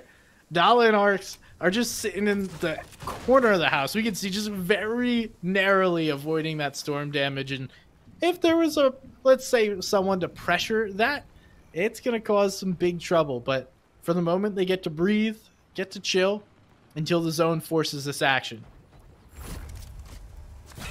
I'm curious how this could play out. I mean, look, it definitely can be a bit of a quick ending here. But for Mega and Knifer, they're just playing it so smart and just patiently waiting for these other players to fight and then bring the fight to them. And sure enough, there it is. Knifer getting involved. Knifer going to go down. Mega now left as a solo. Can he clutch it up? He takes out one, but there's still one more team remaining, and it's a full duo. So he's going to need to try to get Knifer in this one, but I don't think he's going to have time as Arse now here to fight Mega. Final 1v1 here. Who can win it? It's going to be Arse versus Mega, but Mega hits that shot and takes him down. That's a nice win by those two. 11 elims, putting themselves right where they want to be with not much time left on that Q clock. Honestly, impressive. That was an impressive finish there for Mega. They played that to perfection, too. Again, once we saw that positioning for them on the hill, we kind of knew at that point everybody else was competing for second. But it's nice to see, even in the face of adversity, losing Knifer there in that moment and having to go up against 2 separate teams, Mega still can come out on top.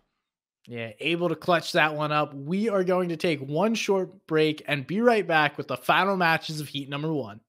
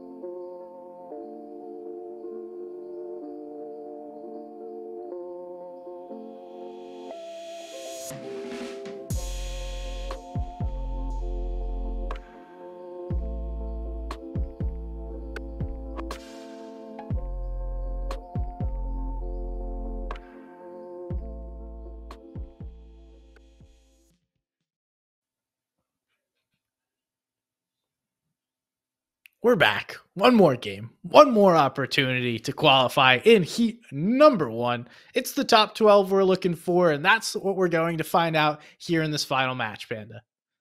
Yeah, I'm super excited to get into it. The final opportunity for any of these teams to put it on. And now let's take a look. Queasy and Vino, sure enough, taking the top spot here, SBG. Wow. Someone should have picked them to win this. That would have been a good idea. Buddy. Okay, we get it. We get it. The safe pick of Queasy Vino. But I'm going to be honest, my team in the Yamzo and Jade, they're in the top 50, but unfortunately not close to the top 12. So definitely not the games I was anticipating today. But, at least one of us is getting a solid pick here in Heat 1. Hey, there's plenty of other time. We're going to be running it back tomorrow for another heat, so you'll beat me in that one. I'm sure of it. Nonetheless, quick little overview of the leaderboard. So, a solid diversity of NA West, NA East, now just NA teams, and EU, a combination of EU, just all making their place known on the top 12 of these leaderboards. So, all these teams have proved themselves to be the top of the top, but now when it comes down to this final match, can anyone push themselves up above the rest? Because there's not much room to make a mistake here if you're in that 8 to 12 spot. Yeah, here it is. It comes down to this. The final lobby that we get to watch here for the day, and potentially the final lobby of the day, period, here at the DreamHack Open, featuring Fortnite Revised Reciprocal, a team that we've been watching quite a bit here this season. And to be fair, has surprised a lot of people after their performance there in Season 1 FNCS. So I'm excited to see what they're going to be able to do here this weekend. But Clarity G and Casker, last opportunity to do something. And unfortunately, no, they're going to go down. And they are out here to Leo and Fusion. Peace. Quick little goodbye, but Leo and Fusion look like they're going to be joining them as well. Fusion trying to escape and pretty much has to hope that there's no kinetic blade behind them, but based on the movement of Jamper and Paper, this isn't going to last long. Yeah, see ya. Jamper Paper, clutching that one up. I haven't seen much of these two, but this could be the game that puts them right up in that top 12 after a massive match. I'm going to be honest, Leo and your teammate, remember this moment. We love to dance, don't get me wrong, but in zero build, you cannot protect yourself if you get caught off guard. So hopefully, you'll know that in preparation for heat number 2, 3, and 4. But for Paper and Jamper, they still have it. They're still in it, and they can still qualify on here. Going into this, they were in 17th place here, SVG. So with a massive game, they could potentially walk away with it.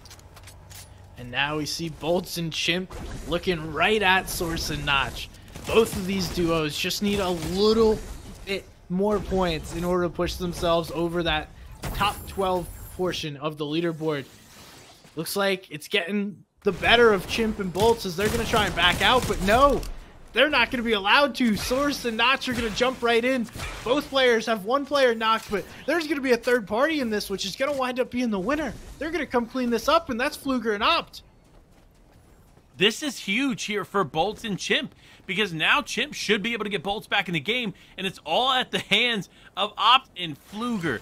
We got to see what Fluger's doing. Big eliminations here. That's what you love to see. Fluger fans rise, because here it is as they make a comeback here in the final game. Nice little elim there by Fluger and Opt, being able to clean up that fight, and this is a team that's right there in it as well. So looks like a lot of our top contenders are in this match. Now it's going to be a matter of who can survive, who can get those elims. As we see, Bolts is able to get picked back up. So a nice little play there by Chimp to get his teammate back in the game. Now they have to close out this fight. Yeah, and that's what it's going to come down to. Will they be able to close it out here? Strong, big 97 tag there, but it wasn't enough. Now he does get the one onto Chimp. Fluger left, solo player, 1v1. Can he finish it? No! Fluger and Opt are out as DreamHack's Atlanta champion takes them out in the final moments. That is tough. So tough. You have one final opportunity in this game, but hey, nonetheless, that's still great from Bolts and Chimp now having an opportunity to make something happen themselves. I'll try and find them on the leaderboard so we can figure out where exactly these two are. So close. So close. Unfortunately for Pfluger, I don't think that was going to be enough for him to shift. It does look like he might finish the day in 38th or in that top 40 range. Still, with 3 more heats to qualify, we'll get some more Pfluger action here for sure. And 2 and 3, as well as 4, potentially. But I don't see them going more than heat 3. I think they qualify on by that point. But Moo and Tax, another team, Zero Build pros, dedicated to the Zero Build game. And they, unfortunately, have not had the day that they were hoping for. We actually, last time we tuned in with them in a big way was when Pfluger ended up taking them out to win the game. So, interesting to see it turn around. But Revise and Reciprocal spending too much time at Mega City, now having to pay the cost as P-God gets a knock. They're on to Revise. Reciprocal probably going to be able to disengage and get away, but not without losing his teammate. What was that? Revise just like stared at 2 players and was like, nah, I'm taking this aim duel. That's a very interesting decision, to say the least. You know, I was hyping him up moments ago, but every player makes mistakes. It happens, and that just happened to be theirs. Hey, they've made plenty of great plays too, so True. Just a little curious what was going on there. Revised and Reciprocal though, in an outside chance to qualify here. I mean, not really looking exactly where they want to be, especially with Revised down. Chimp and Bolts, they're in about 50th right now, so need something special to happen in order for them to make that top 12. Really, the ones that I'm watching in this game is going to be Jamper. Then we got Moo and Tax. Those guys are right there in 14th, so one solid opportunity is going to make it to play, and those are really the 2 that I see in this lobby that I think are going to have the opportunity to push themselves up onto the top 12 of this leaderboard. And Bolts now going for the second combat cache of the day that we got to see. Interesting.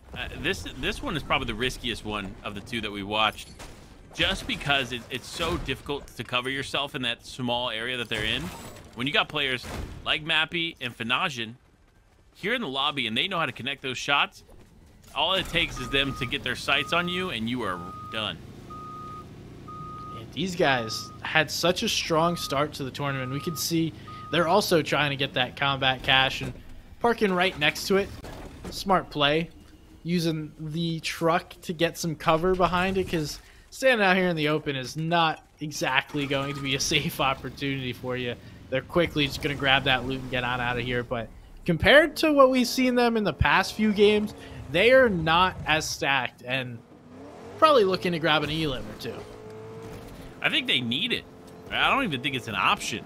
I think they have to be a little bit more aggressive here in finding some of the better loot that they'll need to finish out this game. And considering where they're lying here on the leaderboard, as I look here real quick, I don't know that they are... Oh, actually, they're right there in 8th.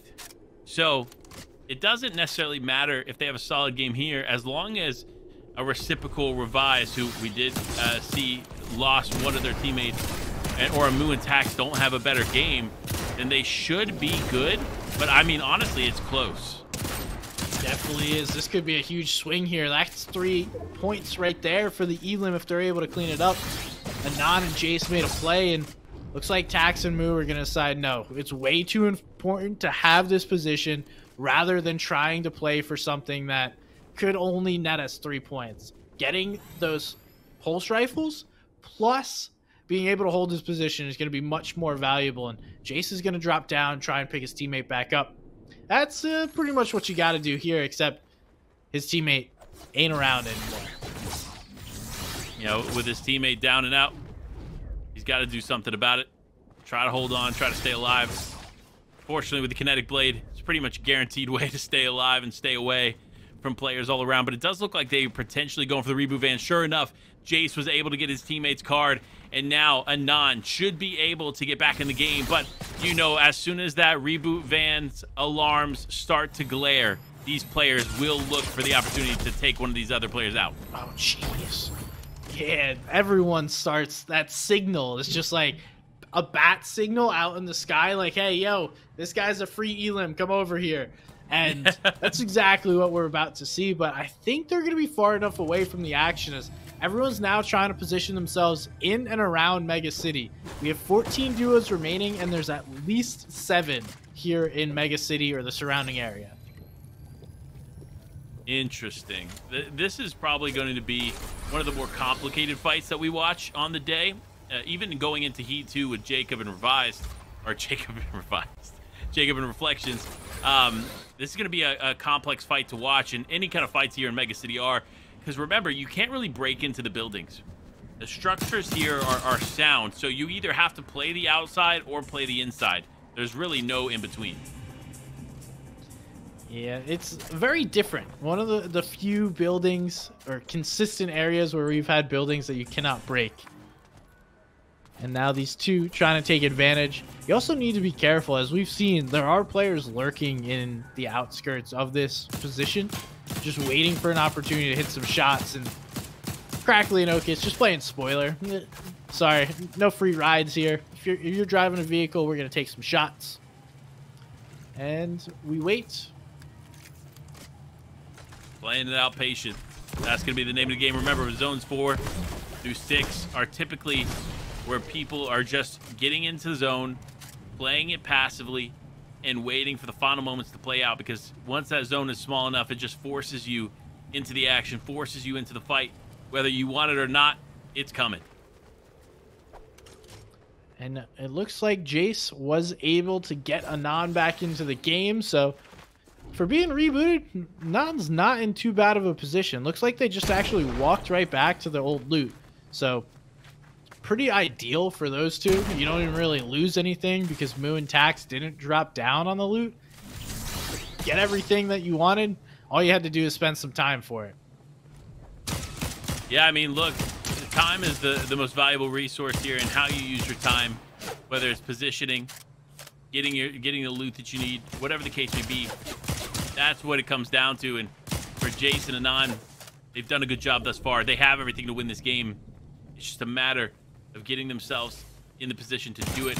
And when they're going up against players like Moo and Tax, they're in the distance, it's going to be a tough rotate for them to accomplish. And this is actually a fairly good spot to be in because of how much cover there is from the different pieces of bamboo. Moo and Tax know that somebody just walked in right up behind them, so as zone is going to be closed, so will that team behind them be forced right into their face. So couple of the teams we're watching, Moo and Tax is really one we want to keep an eye on, because able to have one solid game here, and that's going to be the difference between them qualifying in Heat 1 versus having to play Heat 2 here in about 40-ish minutes.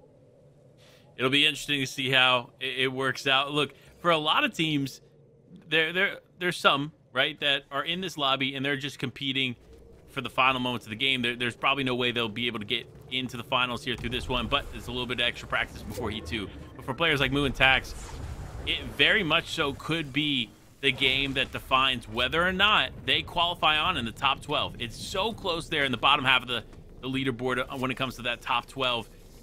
So for them, every point is going to matter. Every moment is going to count. And for Tanka and Meow, they're looking to take that away from them. And a team that doesn't currently have movement on them, so they're just going to have to play this out. But they run into Moo and Tax. They're going to need to move faster than that. And just sitting in Storm is not going to be enough. Moo and Tax are going to put themselves right on the edge of Storm, looking to hold this team as they're going to be forced right into them. But there is another player above Moo and Tax that could make this very difficult. And this could be the situation that you're trying to avoid if you're Tax. You have to get out of here, and that's exactly what they do. No nonsense, no funny business, just move on. This is our qualification game. Yeah, it's smart play on their part, but for Meow and Tanka, who spent way too much time in Storm there, now, unfortunately, they're going to be probably the victim of that other team that we saw potentially pushing up against Moo and Tax, and so they have to be super careful. Moo and Tax, though, healed up, healthy, ready to go, and in a nice spot here in Mega City. Yeah, found themselves a nice little piece of real estate. Normally, this isn't available, or it's pretty expensive, especially in today's market. And I mean, talk about somebody ruining your hedges out front. Come on, that's just like disrespectful. Yeah, I mean, look, I paid a lot of money to put those bushes in, guys. Like, could you not? No, I'm just kidding. But Mappy now, no. Mappy and Fanajan, a team who needed to make sure to solidify a top spot there in the leaderboard, has gone down to another team looking to claim one of those top spots in Jason Anon. Look at all that loot they're sitting on. And they're not, dude, you gotta throw down some splashes. Get yourself max HP. You got, like, more loot than you're ever gonna spend. Interesting. Seti and Cammy are in the 12th spot. They're still in a game, but they're in the 12th spot with 345 points. If Jason and Anon finish this game and win the game with a few more eliminations, they could potentially dethrone them from the 12th spot, depending on how the game plays out. So it'll be interesting. Every moment counts here. Same thing for Moo and Tax. Remember, Moo and Tax here in 16th place as of right now with 334 points. So they need the win too. So many players in this qualification lobby in heat number 1 need that win. Crackly and Oakley is another one that could use it. So it's really going to come down to, like, the elims that get traded here and the placement points are going to be massive swings. Everyone's kind of positioned themselves within their own building, and it's going to be one of the slower games. Nobody wants to make a mistake this early when there's still plenty of placement points to be had, and you know exactly how big of a deal this final match is. If you go down, if you give an elim to somebody, that could be the difference between you qualifying or the person that eliminates you getting that qual spot. Yeah, we'll see who walks away with it. But for Sizlucky and Djinn, they're one of the teams looking to disrupt the flow. They're not necessarily guaranteed a spot there in the top as they're in 23rd. But if they can get these eliminations, if they could disrupt another one of these teams just a few placements above them, they could potentially walk away with it. But no, Jason Anon landing directly on Sizlucky and Djinn's head. Djinn now opting to just disengage as well as Sizlucky. Now finding himself at the hands of another team. Djinn now down and out. Sizlucky, solo player, needs to get away from it. Wow, what a turn there to accidentally run into Revise and Reciprocal. And now Tax is able to get one. Okis is going to pick up the other one. So that's a huge turn of events. And looks like Okis is going to jump on Sizlucky. They know he's a solo. Sizz is going to jump up in the sky. That shield bubble protects him for now. But man, Crackly and Okis quickly looking to make that play. We're running down the final 5 duos. 1 solo remaining as we go into our last few zones. And here it is, probably with the most to gain or lose here, Moo and Tax, just above both Crackly and Okis, as well as above Paper and Jamper here to finish this game off. So they need this win more than the other teams knew. So let's see, Crackly, Okis, can they be disruptors? Can they keep Moo and Tax from qualifying? Or will a team like Revise or Reciprocal, who aren't necessarily in the qualification conversation, be able to disrupt it for everyone? Hey, having a big enough game will put them right in that conversation if they want. And just having a couple of those grenades be a problem. Revise looking for an option to throw them, but nobody really giving them the option. And all 4 of these teams that are left remaining are right on that qualification spot. Whoever wins pretty much takes the last qualification spot. Wow. I'm looking at it. You're right. 13th place, Reciprocal Revise. 15th place, Jamper Paper. 17th place, Moo and Tax. 16th place, Crackly and Okis. It literally comes down to who wins this game with some eliminations, and they could easily qualify on to the finals. No nerves, right? It couldn't be a nerve-wracking situation. I'm sure you're sitting there nice and calm, not worried about anything. You're chilling. I mean, I think they all know this too. They might not know that individually they all need it, but they definitely know that they need it in the moment. Each individual team does. But now Tax taking the fight there. Unfortunately, going to go down. Moo going head-to-head against Crackly. Crackly trying to get to the sky, trying to make something happen. Lands there onto Paper, exchanges a massive shot there, but Crackly going to disengage. Jamper and Paper, though, still in it. But Revise takes out Paper, but the exchanges continue to come through. Jam for Paper are out. Crackley cleans it up as a solo to finish it all off, getting their spot to qualify on to the biggest LAN finals we've had all year in 2023.